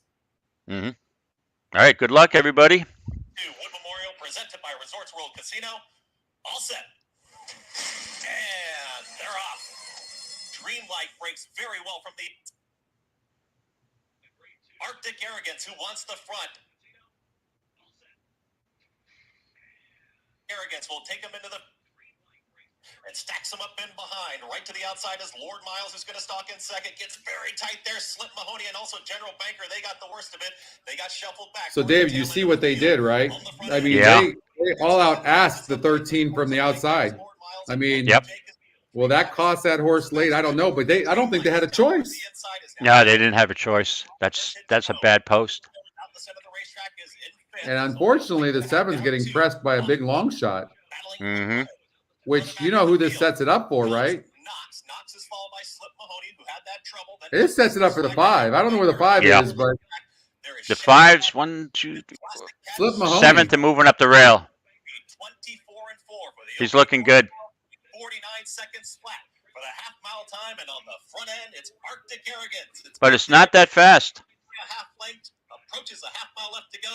The New York bred is going to try and take him all the way. Here comes the maiden Dreamlike up on the outside. Uncle Jake is still in that mix as well. Hit Show is driven along, not making up the ground yet. Now starts to get some momentum. Let's go, 7. There was Knox's Let's go, 7. Lord Miles, who's ranging up 4 wide. Come on. Went 1 minute 12 and 4 for 3/4 of a Let's mile. go. Before up front. And Dreamlike is about to take command. It's Dreamlike who's ready to challenge a very game Arctic Arrogance, who's gutting it out towards the inside. Arctic Arrogance is there. Dreamlike. Hit Show is up on the outside, and Lord Miles. What a race. Huge Oh. number. Oh, shit. Racetrack in the wood. Hit Show is now put a nose in front. Dreamlike is still there. Lord Miles. What a race. Ha, ha, ha, ha. Hit Show. Lord Miles. Hit Show. Lord Miles. Oh, my God. Holy hell! Yeah, Lord Miles. That was the other long shot. I had the wrong long shot. Wow. Is that Safi Joseph and Paco Lopez? I've seen everything. What Yep. the hell is going on up in here? Now, he came out of the Holy Bull, right? Didn't fire. Shadow Dragon ran second. Actually, the weird thing, the strange thing is, Scotty, I bet Lord Miles, who had the one post in the Holy Bull, In the Holy Bull. blinkers on, and it didn't get off well, but let's see, no changes for last race. I mean, that's just not, where did that horse come up with that performance? Third longest shot in the board, 59-1. What a race. I told you that could be the best race of the day. And oh yeah, it absolutely was the Wood Memorial. Look at that race. 3 horses, 8, 13, 1. Holy moly. Listen, hit show. Well, I don't think there's any points in the Withers, right?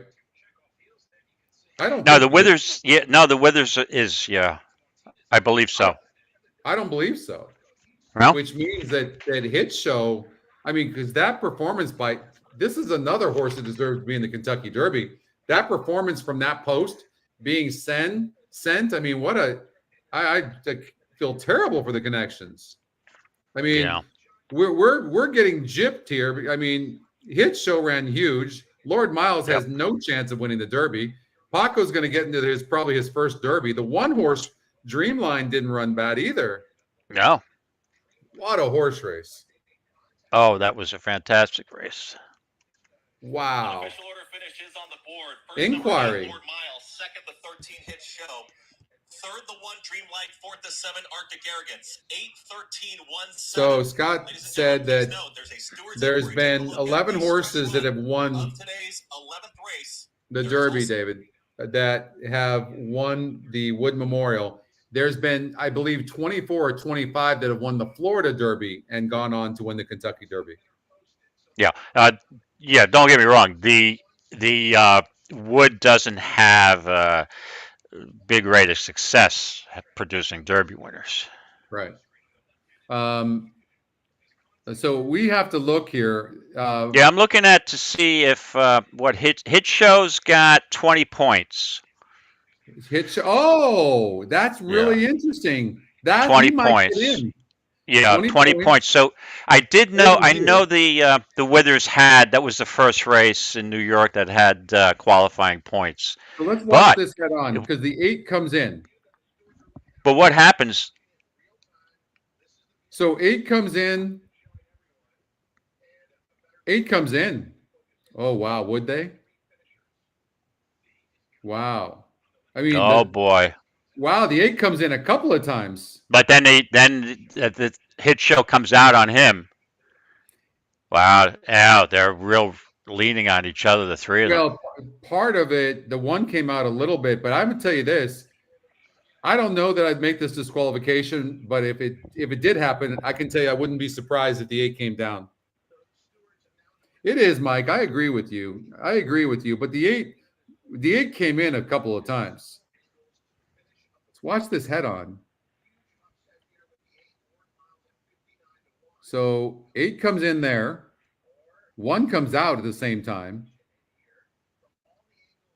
Then the 13 did go. Now the 8 really came in. I don't know, man. Woo. Are they going to let it be? I say leave it. I think they're all leaning on each other. I say leave it. Wow. Even with the second, hit show's going to make how many points for second? The hit show should make it, even at second. Honestly, Shane, I don't know. I genuinely mean this. I mean, 21% is not a huge win percentage. And so I don't know that. Does anybody really know who's cheating? I mean, I'm sure some people do. I'm not privy to it. It's not like he's hitting at 30%. I've not seen any unusual things. I mean, sometimes what you do see with like lightly raced horses can improve. I mean, they can, right? And then maybe this horse really liked Aqueduct. I mean, I don't know. And hey, listen, he's a Curlin. He's gonna be bred for the distance, right? So if he wakes up And again, that's the one thing with 3-year-olds. You can see dramatic improvement over that's from race to race. They're still growing. These horses are starting to mature, where you may Right. not see that with older horses, 4 and 5-year-olds. Yeah. Yeah. I mean, It- definitely with Curlin, like wants to go longer. I don't know. I don't know. I mean, Paco went to Aqueduct for a reason. Right? Now we know. I was wondering what he was doing up there. I mean, they're really I will tell you this. The 1 comes out, the 13 takes the worst of it by far, and the 8 the 8 was coming in a lot. A lot. Yeah. Yeah, it's going to take a while. So here's your answer. I think there was a question about Pletcher with the Wood Yeah. Memorial. Yeah. 2010 Escandrea, 2012 Gemologist, 2013 Verrazano, 2016 Outwork, and 2018 Vino Rosso. Vino Rosso is the Rapoli horse that I was Vino thinking Rosso. of. So Yeah. yeah, 4 Yeah. winners. Yeah. And let's see, the last Derby winner.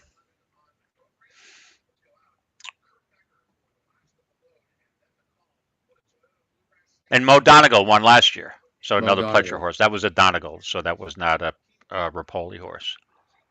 Santa Anita race number 7 is coming up. And you have the 11th going off at Keeneland. The 11 at Keeneland already took off. Oh, okay. It is a replay. Yeah, yeah. Who did I have?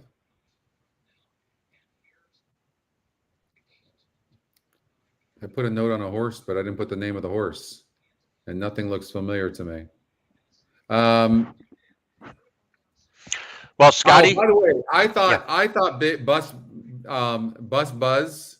I thought this horse could be really tough. This time around. Oh, I'll tell you who I picked there. I went through this. I'll tell you who I picked, and then I'm going at 6:30. I have to clock off here. All right, we're going to leave after this Santa Anita race anyways. We're going to call it. Okay. I believe it was Left Hand Man over Kangaroo Court. Let me see if I have any notes, and I'll leave you with that parting. Let me see here. What I like Left Hand Man.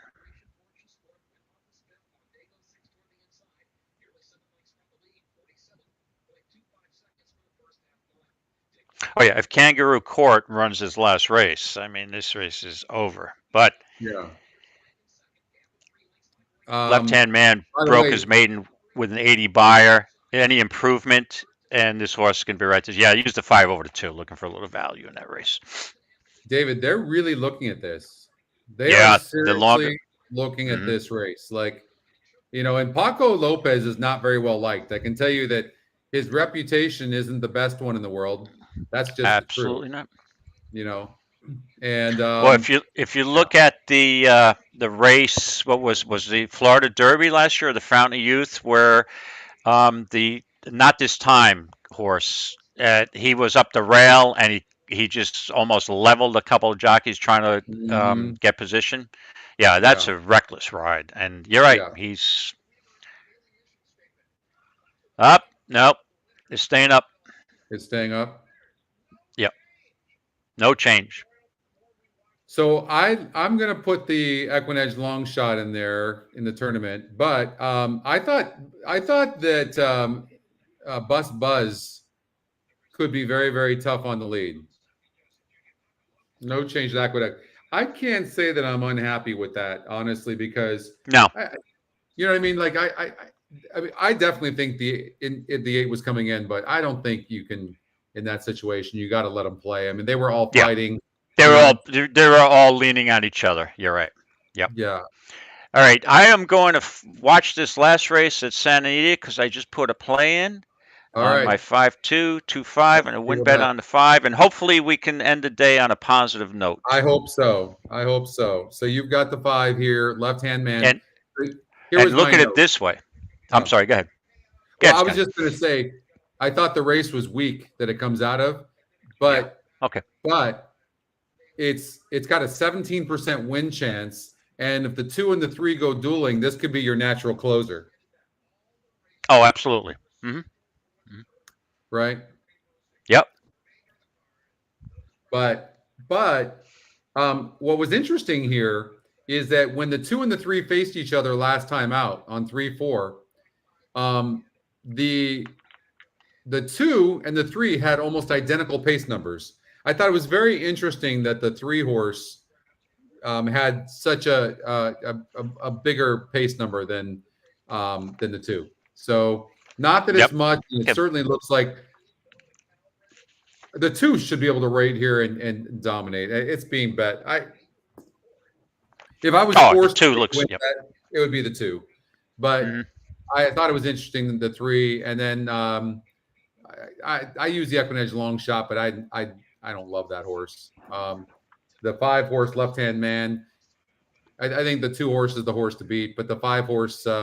I looked at the race close. It wasn't that strong of a race, but you just don't know. The individual horse itself could really improve. You don't know. Mhm. I didn't realize this. Lord Miles went off at 59-1. 59. 31. I have to tell you, even if I like Lord Miles at 30-1, when I saw it drift up that much in a grade 1 race, I'd be like, "That's not taking any money. I'm off of it." That the Lord Miles ended up being my shadow dragon. I just wanted a long shot, but had the wrong one. By the way, All right. Oldies, they're doing a pick 6. I think. Oh, there you go. Yep. Those are the right horses. Speed don't love for the win. I thought the 8 horse oldie could be a single, Coalinga Road. But if you use those horses, I thought the 4 horse, the EquinEdge, or the 5 horse, the 4 horse, I thought deserved a long shot look as well. All right. Good luck, gentlemen. But they're going into the gate. There we go. Nope. 5's all fractious in there. Oh, there we go. And breaks dead last. So the pace we talked about materialized, right, with the pace number. Mm-hmm.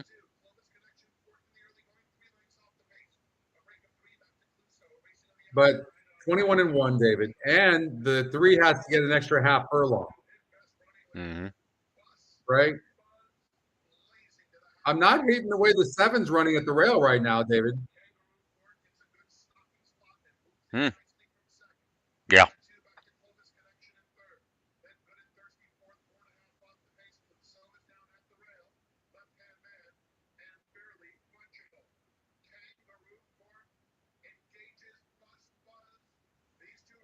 Come on, 7.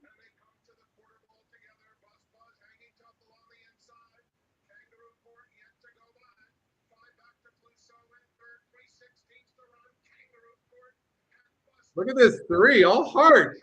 He's going to get up in a last jump. 2, 3, 7. Look. It's unbelievable. Look at the EquinEdge pick. It's really unbelievable. Like it's pretty incredible. David, all right. This has been a lot of fun. Yes, had a blast. Thank you so much for having me on. So much. A big shout out to Brian, producer Brian, and the entire team at EquinEdge, and to all of you. Thanks so much for tuning in. We appreciate it. We'll look for showtime coming up. David, I wish you all the best. I'll be talking to you soon. And same here. there is a NHC qualifier tomorrow, so you can bet I'll be in that thing. You will?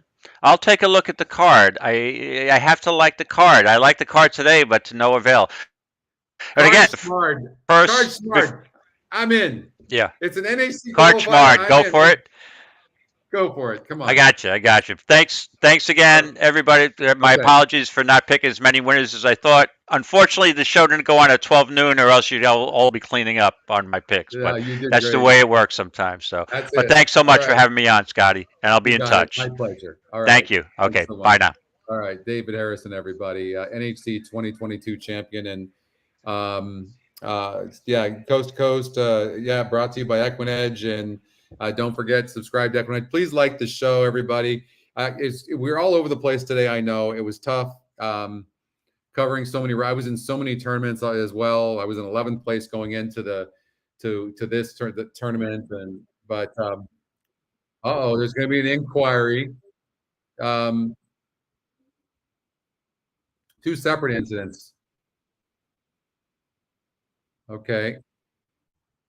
Down the stretch, the 2 and the 3. Yeah. So we'll see what happens. Also, the 8. I don't know. Maybe it's a non-starter. I'm not sure. You have to look for that. But anyways, you guys, I really appreciate everything. Thanks for watching the team. We've got a lot of new stuff coming. Look for that very soon. And hope you have a nice rest of your weekend. And we'll see you soon. Okay. Thank you so much. Bye.